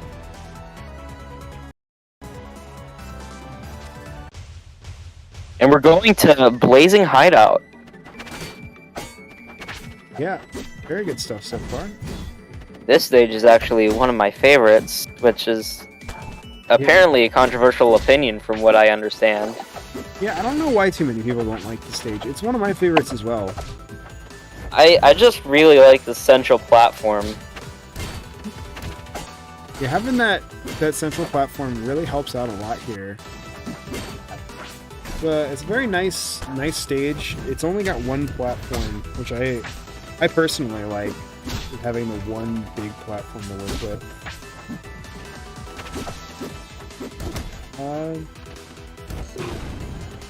Yeah.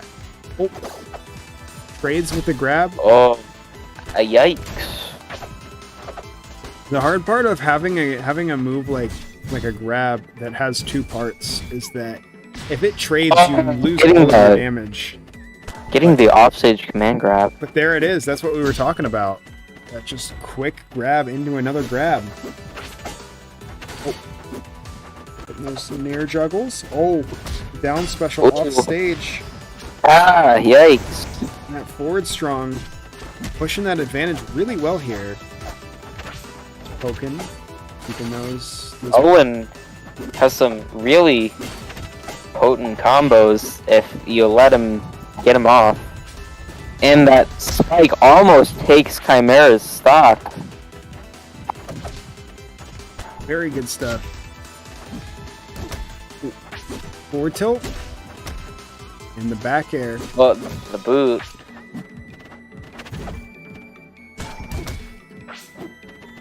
Lots of good forward tilt.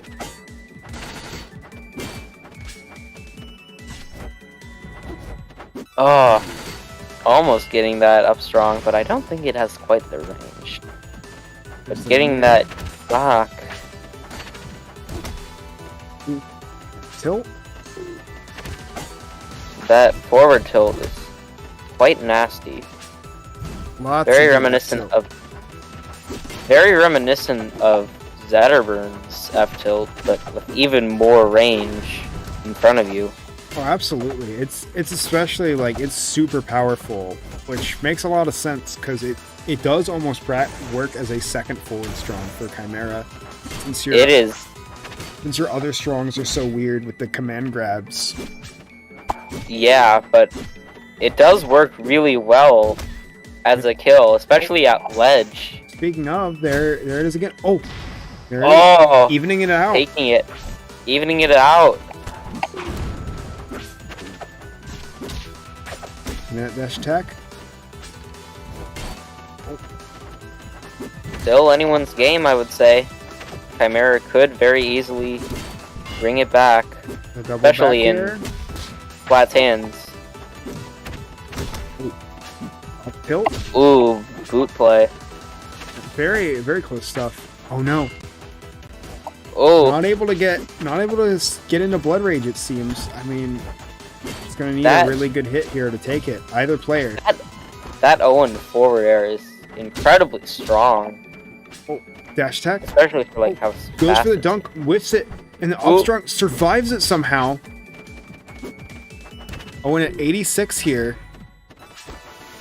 86 to 143. The boot is up. Ideally, you would want down strong. Oh, dash attacks the boot. Doesn't get anything off of it. And the down strong. Unfortunate DI. Takes it. Ouch. That's gonna be. Takes it. 2-2. Chimera. Now we have 2-2. So this last game decides it all yet again. Another round 5. Very close stuff overall. Very fun roundabouts this week. Yep, we actually do have one more set after this one, but it's been very, very fun so far. It has been. And we're going to the training grid, which is an alternate skin for the Endless Abyss, meaning no platforms, just Final Destination. Very true. We're gonna dash attack, but whiffing it. Getting those combos. Both these players just stand in each other's face. Huge, huge combo damage coming out. Oh. And the up B. That Incineroar-esque up B. Getting the throws. Ooh. Chimera is a very strange grappler, especially because like they have so many central moves that aren't command grabs. Gets hit. Yeah, a lot of Chimera is about, like, the command grabs are less of a, like, they're less of the focus of the character and more of, they're your finisher. Like, anytime you do a good combo, you want to end it in a command grab, both because it can potentially kill, and also it keeps your blood rage in check. It's a very very interesting way to make a grappler type character. Very much so. Oh, gets that boot up. Oh, hits Ooh, it around. close. And gets back on stage, but pretty close to death, I would say. Oh, goes on the boot. Oh, that forward air. Throws it down again. Strong's the boot. Ooh. The boot again. Oh, misses it. This is very close and very intense game. No, up strong. Oh, and the up strong taking it Gonna out. even things out a little bit, but I mean, Daniel's still one hit from death.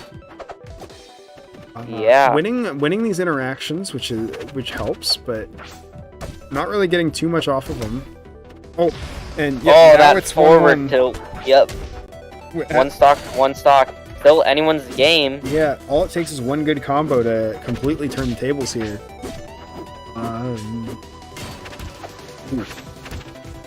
One. Okay, very nice stuff. We're seeing those juggles go crazy. A good hit. Pushing that boot around. Oh, the Oh, juggle. he comes out of the boot. This is a very tense situation for both players. Oh, certainly. Both of them just... Any good hit ends this now. Back air, but doesn't quite convert off of it. Oh, tries to throw the boot, doesn't get it out. Oh, back Throws air. it. Oh. Oh, and that's gonna take Oh, it. and that takes it 3-2.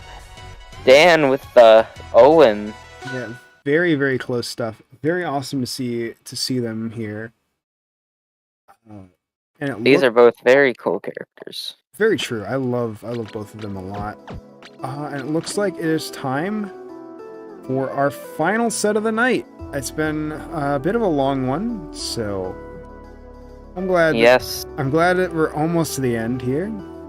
But we're close. we got one last good set to end this off, which is going to be LandCon versus Silent Fury. Yeah, Uh, very.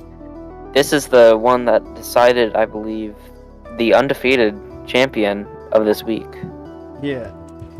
I did see earlier that LandCon was playing Giga Chad, but if you know LandCon, the thing you know about LandCon is that LandCon is just a wild card. One of the best players in the scene, and you can never expect what he's going to do. Oh, no, you can absolutely expect where this went. I don't have this character on here, but it's going to be Double Giga Chad. Giga Chad! On Forest Floor.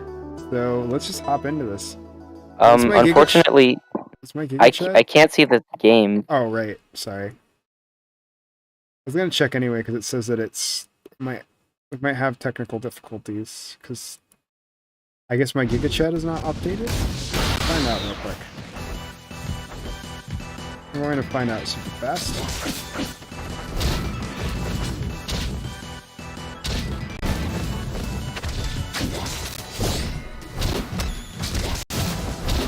Alright, it looks fine. But I don't know. I'm gonna update my stuff just to be safe. Hold on, I'm gonna try to reconnect. The stream isn't loading. Alright, I'm gonna restart my game real quick anyway, so the stream will do it. Alright. Just a quick second, everybody. Oh, I still have this up. Sorry for the technical difficulties, but you know, want to make sure that the last set is running perfectly fine because it is the last set. We do want to make sure we can provide the true experience here. Yep. Yes, we do. So how have you all been enjoying it so far? Anyone in anyone in chat got funny things to say while we wait? I don't know. I don't know how to carry a conversation. Well, I personally have enjoyed watching these sets and commentating them with you. Yeah, it's been a lot of fun. Hang on, I gotta get in and hopefully my Steam will load so I can grab the gigaist of Chads. It would like to. Steam hates me sometimes. It's like jumping all over the place.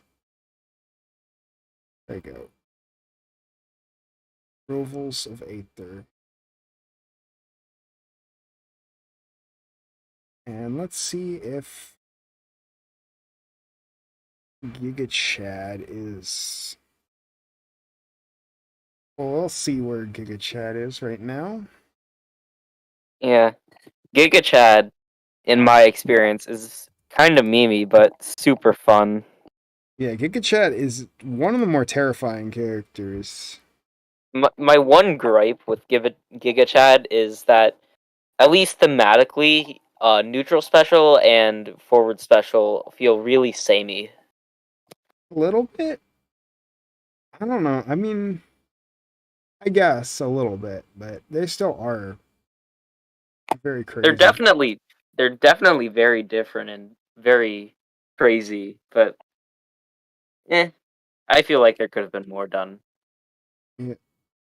Now we wait for the rivals to wanna do stuff. You're listening while playing Cult of the Lamb based. I need to play Cult of the Lamb. It looks very funny.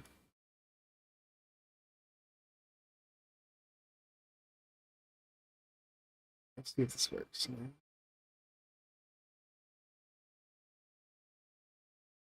Maybe.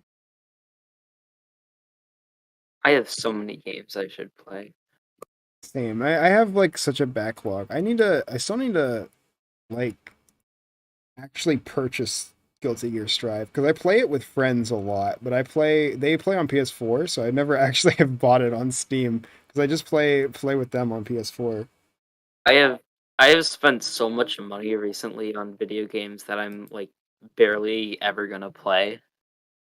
Yeah, that's the Steam experience. Is That it is indeed the Steam experience. is it really do you really have a Steam library if you don't have 100 games you've never played before? True. Like, I'm just looking at my list while I'm waiting for it to load. I have Magical Battle Festa. I have played 43 minutes on of this game. I have one game in my Steam library that's like I have it 100%ed in achievements, but I only have like 15 minutes of time in the actual game. Yeah. I It's a I remember I bought Persona 4 as soon as it released on Steam, and then I have never played Persona 4. But I used Persona 4 to get a discount on Persona 4 Arena Ultimax when that released. oh my goodness. We're just waiting for stuff to boot up, and then we'll be able to play our last set of the night. I'm just looking at all the stuff that I don't have installed that I need to get installed again. Like, I don't have Street Fighter 5 installed. I should install that again. I think I have Tekken installed for that matter, which I don't even play Tekken. I I have like 5 different traditional fighters that I have bought recently just because like I have a bunch of friends who like to play them, but I'm really bad at them Yeah, and I've only played like 2 of them. I collect them basically, honestly. Like I haven't bought a lot of the newer ones because a lot of times I just wait for stuff to go on sale and buy all of like the cheap older games that I can find. Like I got I've got Go for it. No. You go ahead. I wasn't gonna say anything of importance. It's like I got Ultra Street Fighter 4. I don't even like Ultra Street Fighter 4, but I have it because Well, yeah. what else are you gonna get? True. But yeah, I'm realizing that I have a couple that are not in my collection that I need to do or I need to add.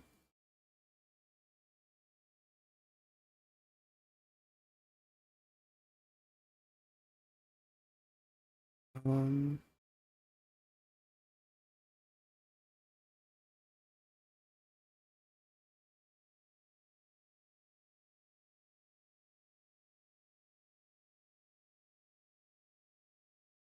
and any minute now, game.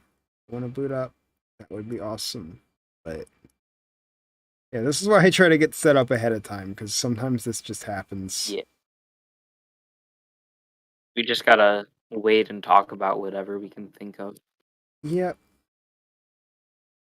Unfortunately, that's the bracket experience. If anything, we're actually faster because we have less of this. But like, you watch a major and there is so much just waiting around. Yeah.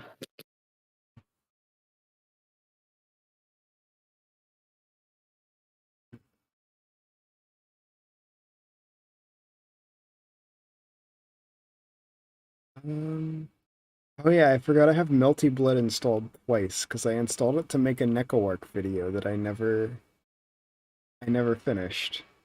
I have it installed twice because I have the Steam version, which I think looks nicer, but then there's the version that everyone actually plays. The community version? Yeah. Isn't that like the exact same, but it's like free and Pretty much. curated? They're identical. The only difference is that the Steam version has borders, which I think look nice. But otherwise, Yeah, that's understandable. Otherwise, that's like you're literally better off playing the free version because it has better netcode. Shoutouts to Melty Blood. I love Melty Blood. My only issue with the free version is that because it's not like officially hosted on Steam, I can't like transfer it over as easily. Yeah. Yeah, it's not perfect, but it's still pretty good. What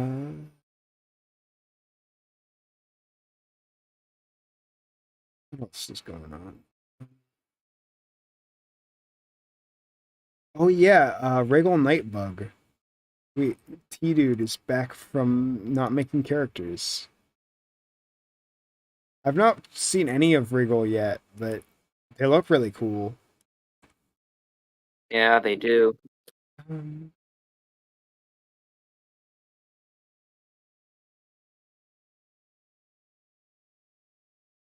I do.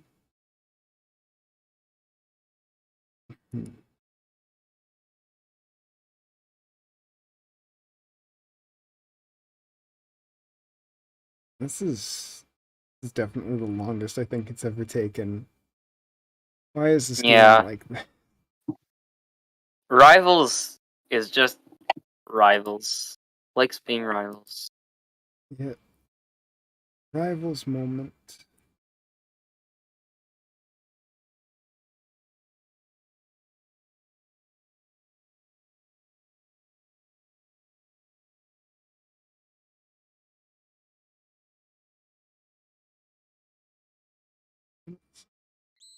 Oh.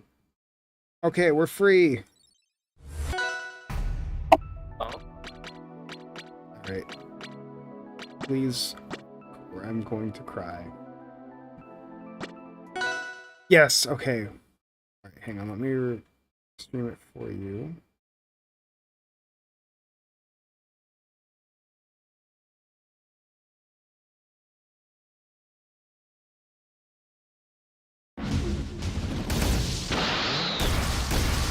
Alright. Alright, here we are. Being patient, feeling each other out here. Yeah, interesting that they're not starting with like what I would consider the standard Giga Chad Dittos start, where you both taunt to full power at the beginning of the match and have a fun time. Yeah. Getting that parry.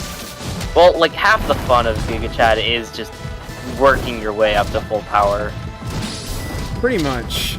Like building up that core strength here. Like Lancon already almost up to full core. Yeah. And that's I lost the 69% power up. Yeah. Didn't last very long, but gets the parry. Oh, and the charged up strong. Gonna take it. Increases core strength now, so... Yep. For how heavy Giga Chad is, he's not as hard to kill as you would expect, I would think. Yeah, his recovery is still... it's Crags. But without Pillar. I mean, you do have the up B, but you're... It's the up B, I guess never mind. I don't know what I'm saying, because the up B is actually pretty good. But... Yeah, his up special is very good, I would say. But a lot of his... Especially if... Yeah, a lot of his options are more linear than you'd expect. Yeah. Getting that up tilt or Some up of air. the...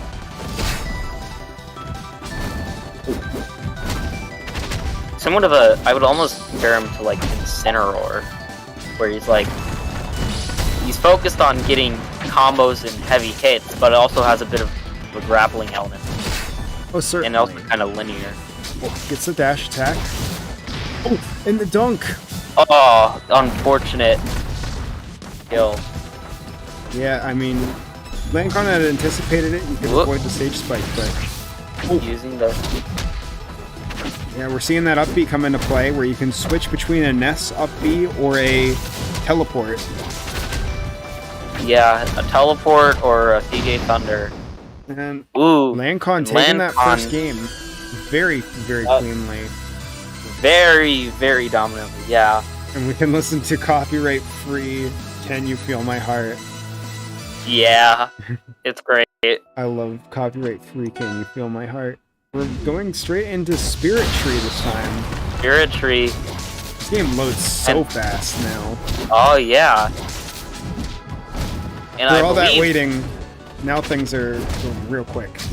I believe Dead is using a custom Giga Chad ult that he bought from Psy, using Psy Dollar. I think so. It's the parry. Oh, parries it. No conversion. Tries to read it, but doesn't get it. Gets the throw off stage. Throws him. Yeah. Oh, it gets that PK Thunder interrupting. It's the dunk. Yeah. His PK Thunder recovery, I would say, is pretty good just because of, like, it really often just disrupts your opponent more than anything. Oh, gets another grab. Ooh. It's really hard to tell, to read Dead's UI because of, like, Yeah. the dark color. Yeah, but I'm sure you'll see when it's finally built up. Yeah. Both of them just grabbing really aggressively here. Yeah, very, very aggressive. Oh, there we go. Gets the shine. It's the shine strings. It's very funny that, to me, that Giga Chad's jab and neutral air are basically just like the first hit of shine. Like it also reflects, Yeah. but it's also like it also spikes, and it's just kind of funny. And the triple jump now. Getting all that stuff going. Oh, but gets Oh, and knocked the off down stage. air. This is even again. But yeah. It's the grab. Just running at each other full force. Whoop. Grab and throw. Oh, gets that head Well, strength. gets the head strength. Forms ahead. Oh, that And the punch. F strong is gonna take game 2, 2-0 in Landcon's favor. Lancon getting really going really well so far. We'll see how this keeps up as we head to Endless Abyss. Again, just loading super fast. This is a very interesting stage for Giga Chad. Yeah, I mean, you know, no items, Giga Chat only, final destination. Just kind of how you gotta do this. That's so true. Both trying to land those grabs, but not hitting them as easily as they might expect.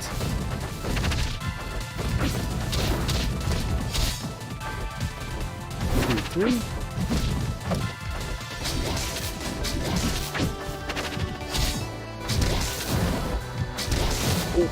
The grab chains.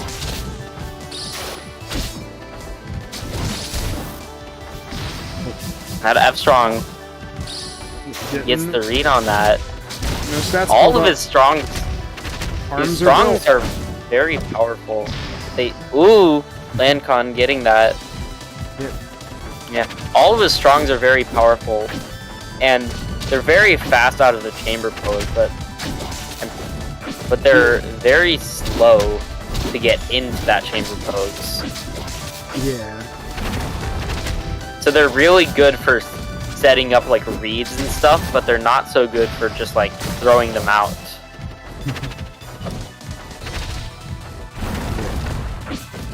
The jab cancel loops are definitely very interesting. I'm surprised Ooh. Lancon hasn't played this character in a while, but to my knowledge, he did in the past, and that knowledge is definitely coming back very strong.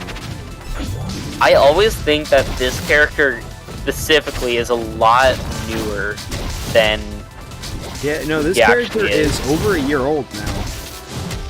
which I always think that he's like at most like 4 or 5 months old. Yeah, no, this character is super old now, but I never expect it when I realize it. yeah. Going for the teleport, doesn't get too much off of it. Landcon just needs that 4 strength to be at full power. Yep, almost there, but are we gonna see it? We'll see. This is a very grab. tense match right now. They are both very close to death. No. There we are. Oh, gets the parry and the stomp, and that's And gonna he take gets it. And that's gonna take it. That full power. Big 3-0 with Giga Chad Ditto. That's gonna be what puts Landcon up in his undefeated position for this week. Yep, and that is going to be our last set of the night. Yeah, to my knowledge, Giga Chad is a year old now. So once again, thank you all for making it out here. It was super fun. Thank you again, Blue, for commentating with me. I know it's really late now, so Yeah. It's been fun. yep. So I think with that, we'll be closing off the stream. So good night, everybody. Have a great rest of your evening. Sleep well. And yeah.